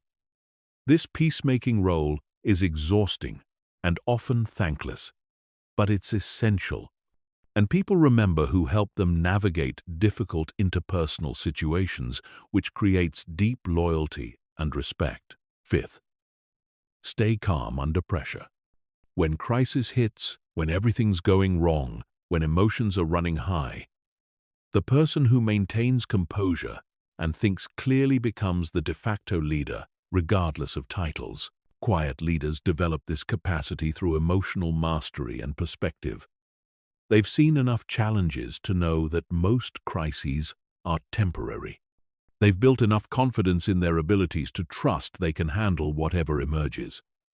And that calm confidence is contagious, helping others find their own center in the storm. The beautiful thing about quiet leadership is that it's completely under your control. You don't need anyone's permission to become this kind of leader. You don't need to wait for a promotion or a title. You can start leading quietly right now, right where you are, in whatever role you currently occupy. And as you do, you'll discover something powerful. Real leadership isn't about the position you hold. It's about the person you become and the positive influence that naturally flows from being that person. Chapter 13. Maintaining power over time. The discipline of consistency. Building quiet power is hard. Maintaining it over years and decades is even harder. The challenge isn't just achieving a level of competence, credibility, and influence. The challenge is sustaining that level when the initial motivation fades, when obstacles arise, when success makes you complacent, when failure makes you doubt yourself. This is where most people fail. They build something impressive and then gradually let it decay.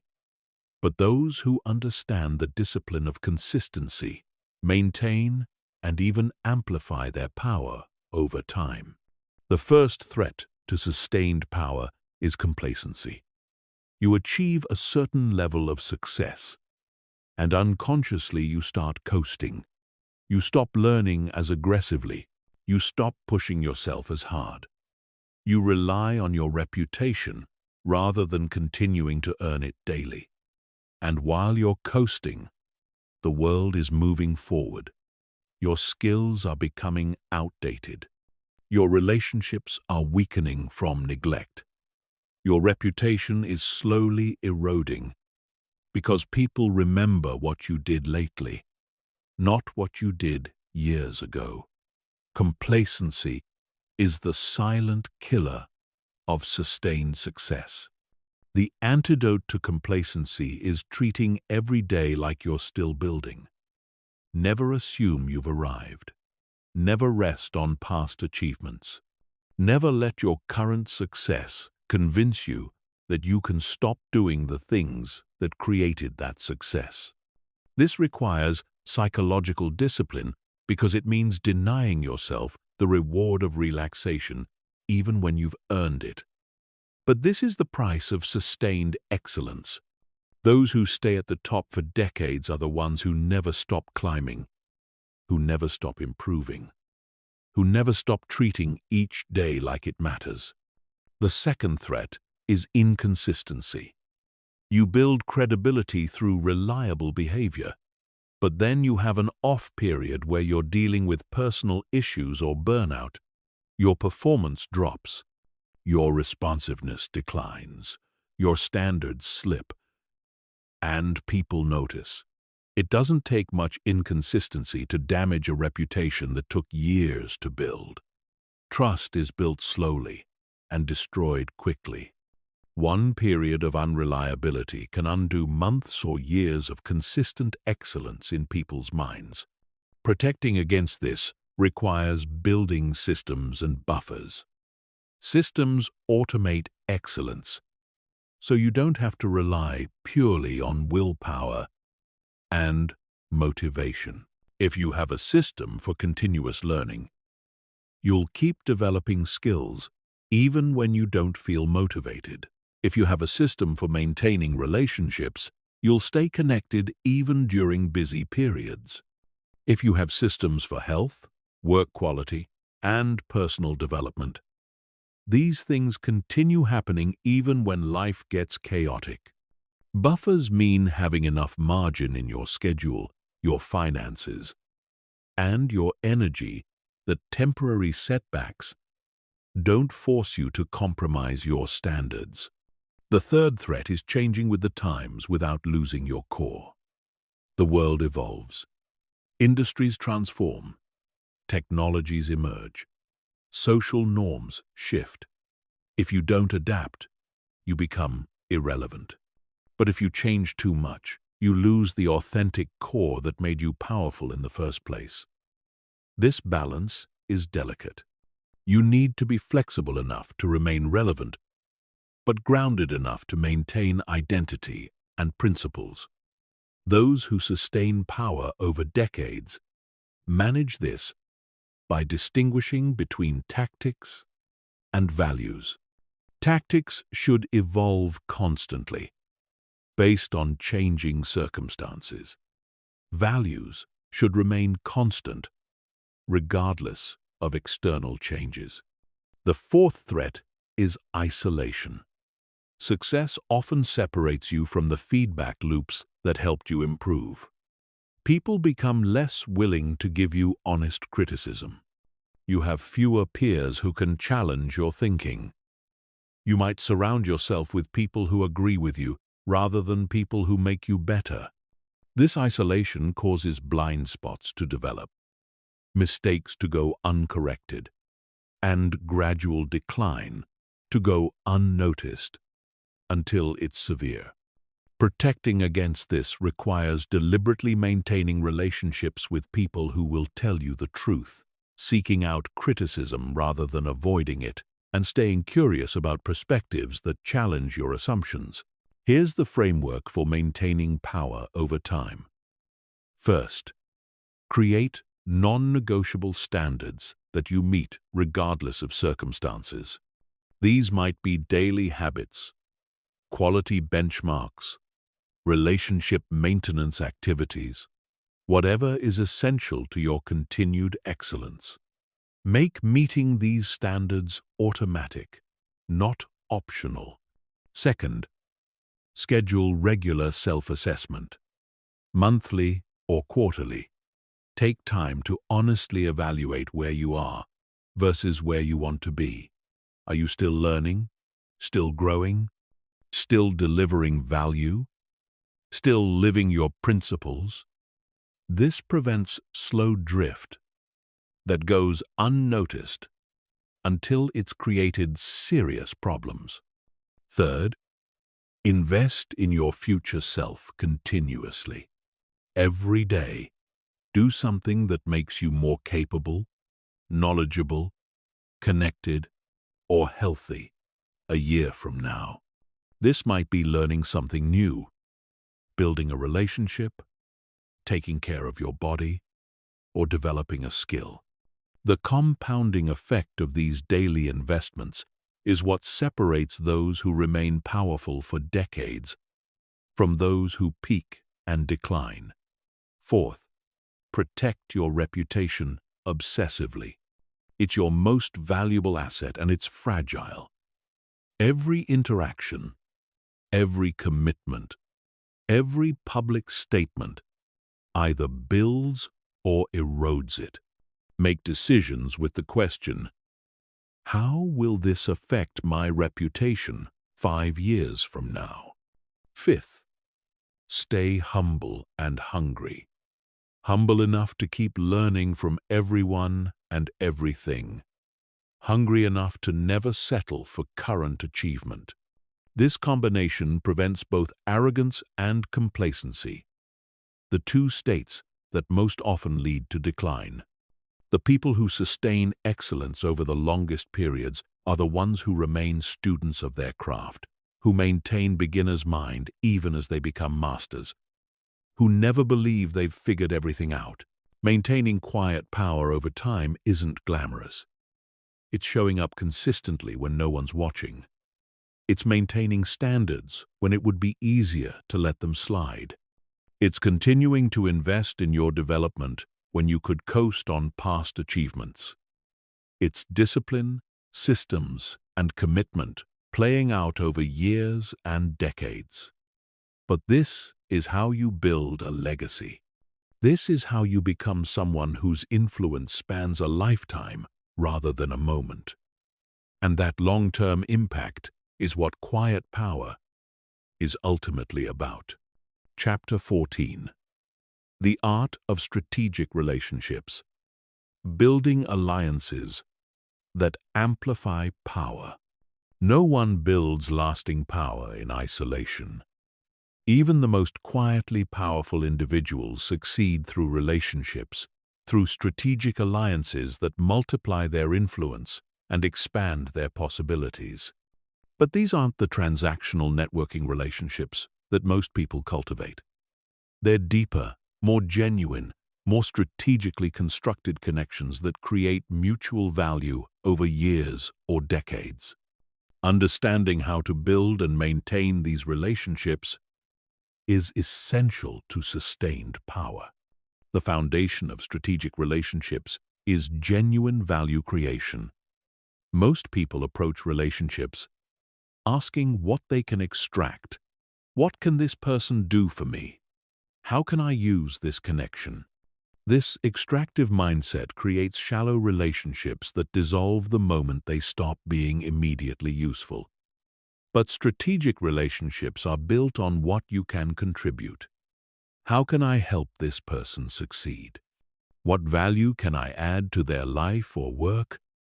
What problems can I solve for them? When you approach relationships this way, you create genuine bonds that persist and strengthen over time. Here's what makes a relationship truly strategic.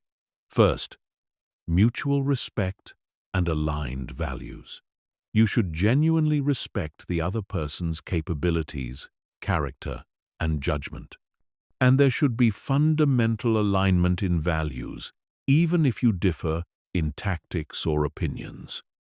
Without this foundation, the relationship will be strained and ultimately unsustainable. Second, complementary strengths. The most powerful alliances are between people who are strong in different areas. Your weaknesses are their strengths, and vice versa. This creates natural opportunities for collaboration and mutual support. Third, long-term orientation. Strategic relationships aren't about immediate transactions. They're about building connections that will be valuable for years or decades. This means investing in relationships even when you don't have an immediate need. It means helping people when you can't see how they'll help you back. It means playing an infinite game rather than optimizing for short-term extraction. Fourth, trust built through consistency.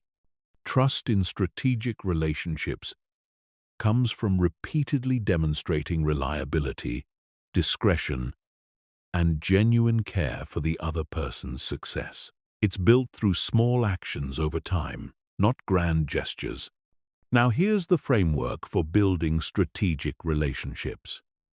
First, be genuinely interested in others, not as a manipulation tactic, but as authentic curiosity about who they are, what they care about, what challenges they face, what they're trying to build. People can sense the difference between someone who's genuinely interested and someone who's just collecting contacts. Genuine interest creates connection. Fake interest creates distance. Second, give before you ask. When you meet someone interesting, look for ways to help them before you ever ask them for anything. Make an introduction they'd find valuable. Share information relevant to their challenges. Offer your expertise if it would be useful. This establishes you as someone who creates value in relationships rather than just consuming it. And it creates natural reciprocity without you having to explicitly request it. Third, maintain relationships through the valleys, not just the peaks. Most people are great at relationship maintenance when things are going well, or when they need something. But strategic relationships are maintained especially during periods when you don't need anything from the other person. Regular check-ins, thoughtful messages, small gestures of support, these things matter most when there's no immediate purpose. They show you value the person, not just what they can do for you. Fourth, be strategically vulnerable. Vulnerability creates depth in relationships, but it must be calibrated carefully. Share challenges you're facing, questions you're wrestling with, mistakes you've made. This humanizes you and creates space for authentic connection. But don't overshare in ways that undermine credibility or create inappropriate burdens. The goal is strategic vulnerability that builds trust without damaging respect. Fifth, create value through connection. One of the most powerful things you can do in relationships is connect people who should know each other. When you introduce two people who can create value for each other, you've created value for both of them. This positions you as a valuable connector and strengthens your relationships with both parties. Over time, this creates a network effect where your value to everyone in your network increases because of your ability to access and connect other valuable people. Here's what strategic relationships look like in practice. You maintain a circle of people you genuinely respect and who respect you. You interact with them regularly, not always with an agenda, but to stay connected and aware of what's happening in their lives and work. When opportunities arise that could benefit someone in your network, you think of them. When you face challenges, you have people you can call for advice or support. When you're making important decisions, you have trusted advisors who will tell you the truth.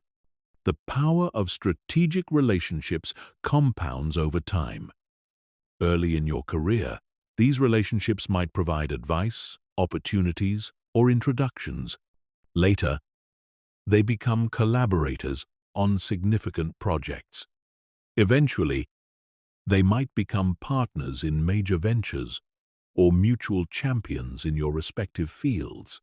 But this progression only happens if you build genuine relationships and maintain them consistently over years and decades.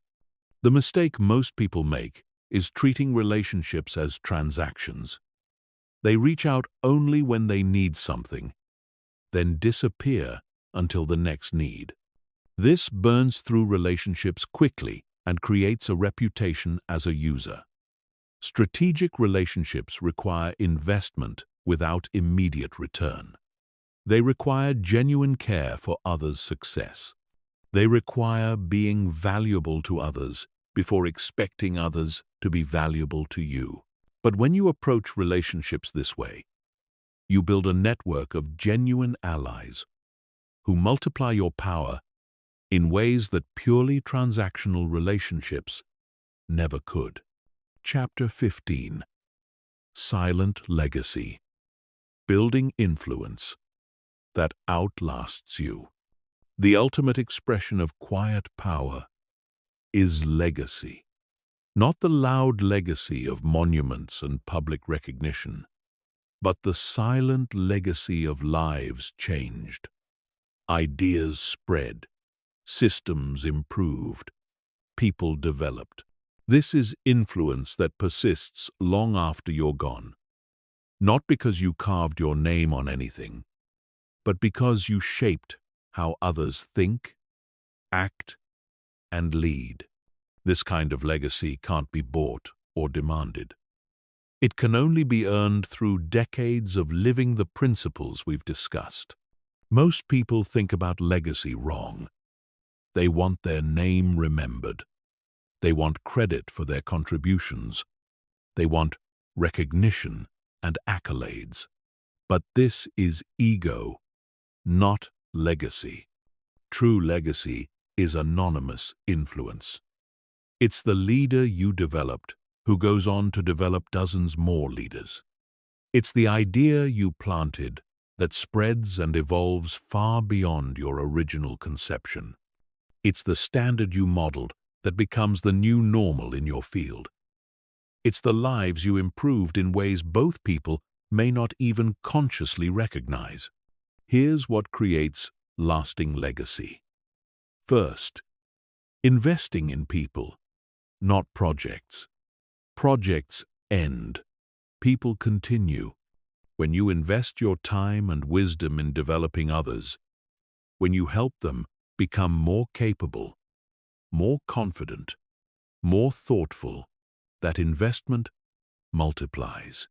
Those people go on to influence others, who influence others, creating ripple effects that extend far beyond what you could have accomplished alone. This is exponential impact. Second, creating systems and processes that persist. When you solve a problem, you can solve it just for yourself, or you can create a system that helps everyone solve it. When you develop a skill, you can keep it to yourself, or you can create a process that helps others develop that skill. Systems and processes outlast individuals. They institutionalize excellence and make it accessible to people you'll never meet. This is how your influence extends beyond your personal reach. Third, modeling principles under pressure. Anyone can live their values when it's easy. Legacy is built by those who maintain their principles when it costs them something. When you turn down a lucrative opportunity because it conflicts with your values, when you take a stand that risks your reputation, when you maintain integrity, when cutting corners would be easier, people notice, and they remember. And some of them internalize those principles and pass them on.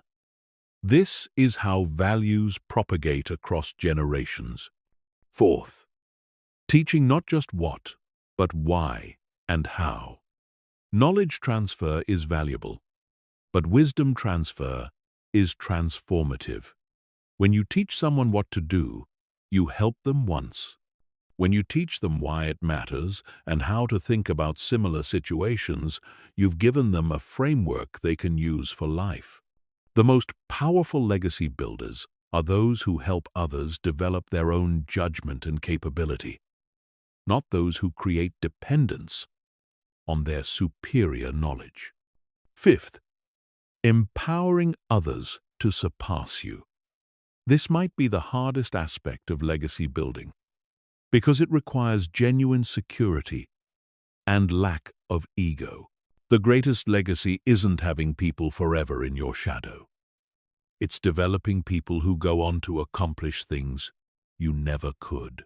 When your students become masters who exceed your accomplishments, when the organizations you helped build go on to achieve things beyond what you imagined, when the ideas you started evolve in ways you never anticipated, that's when you know your legacy is real. Here's the framework for building silent legacy. First, shift your time horizon beyond your lifetime. Make decisions and investments that might not pay off for you, but will pay off for others. Plant trees whose shade you'll never sit in. Start initiatives that might not fully mature until you're gone. This requires accepting that the most important work you do might never be attributed to you. Second, document your thinking and methods, not for recognition, but for transmission. Write down what you've learned. Create guides and frameworks. Record your reasoning about important decisions.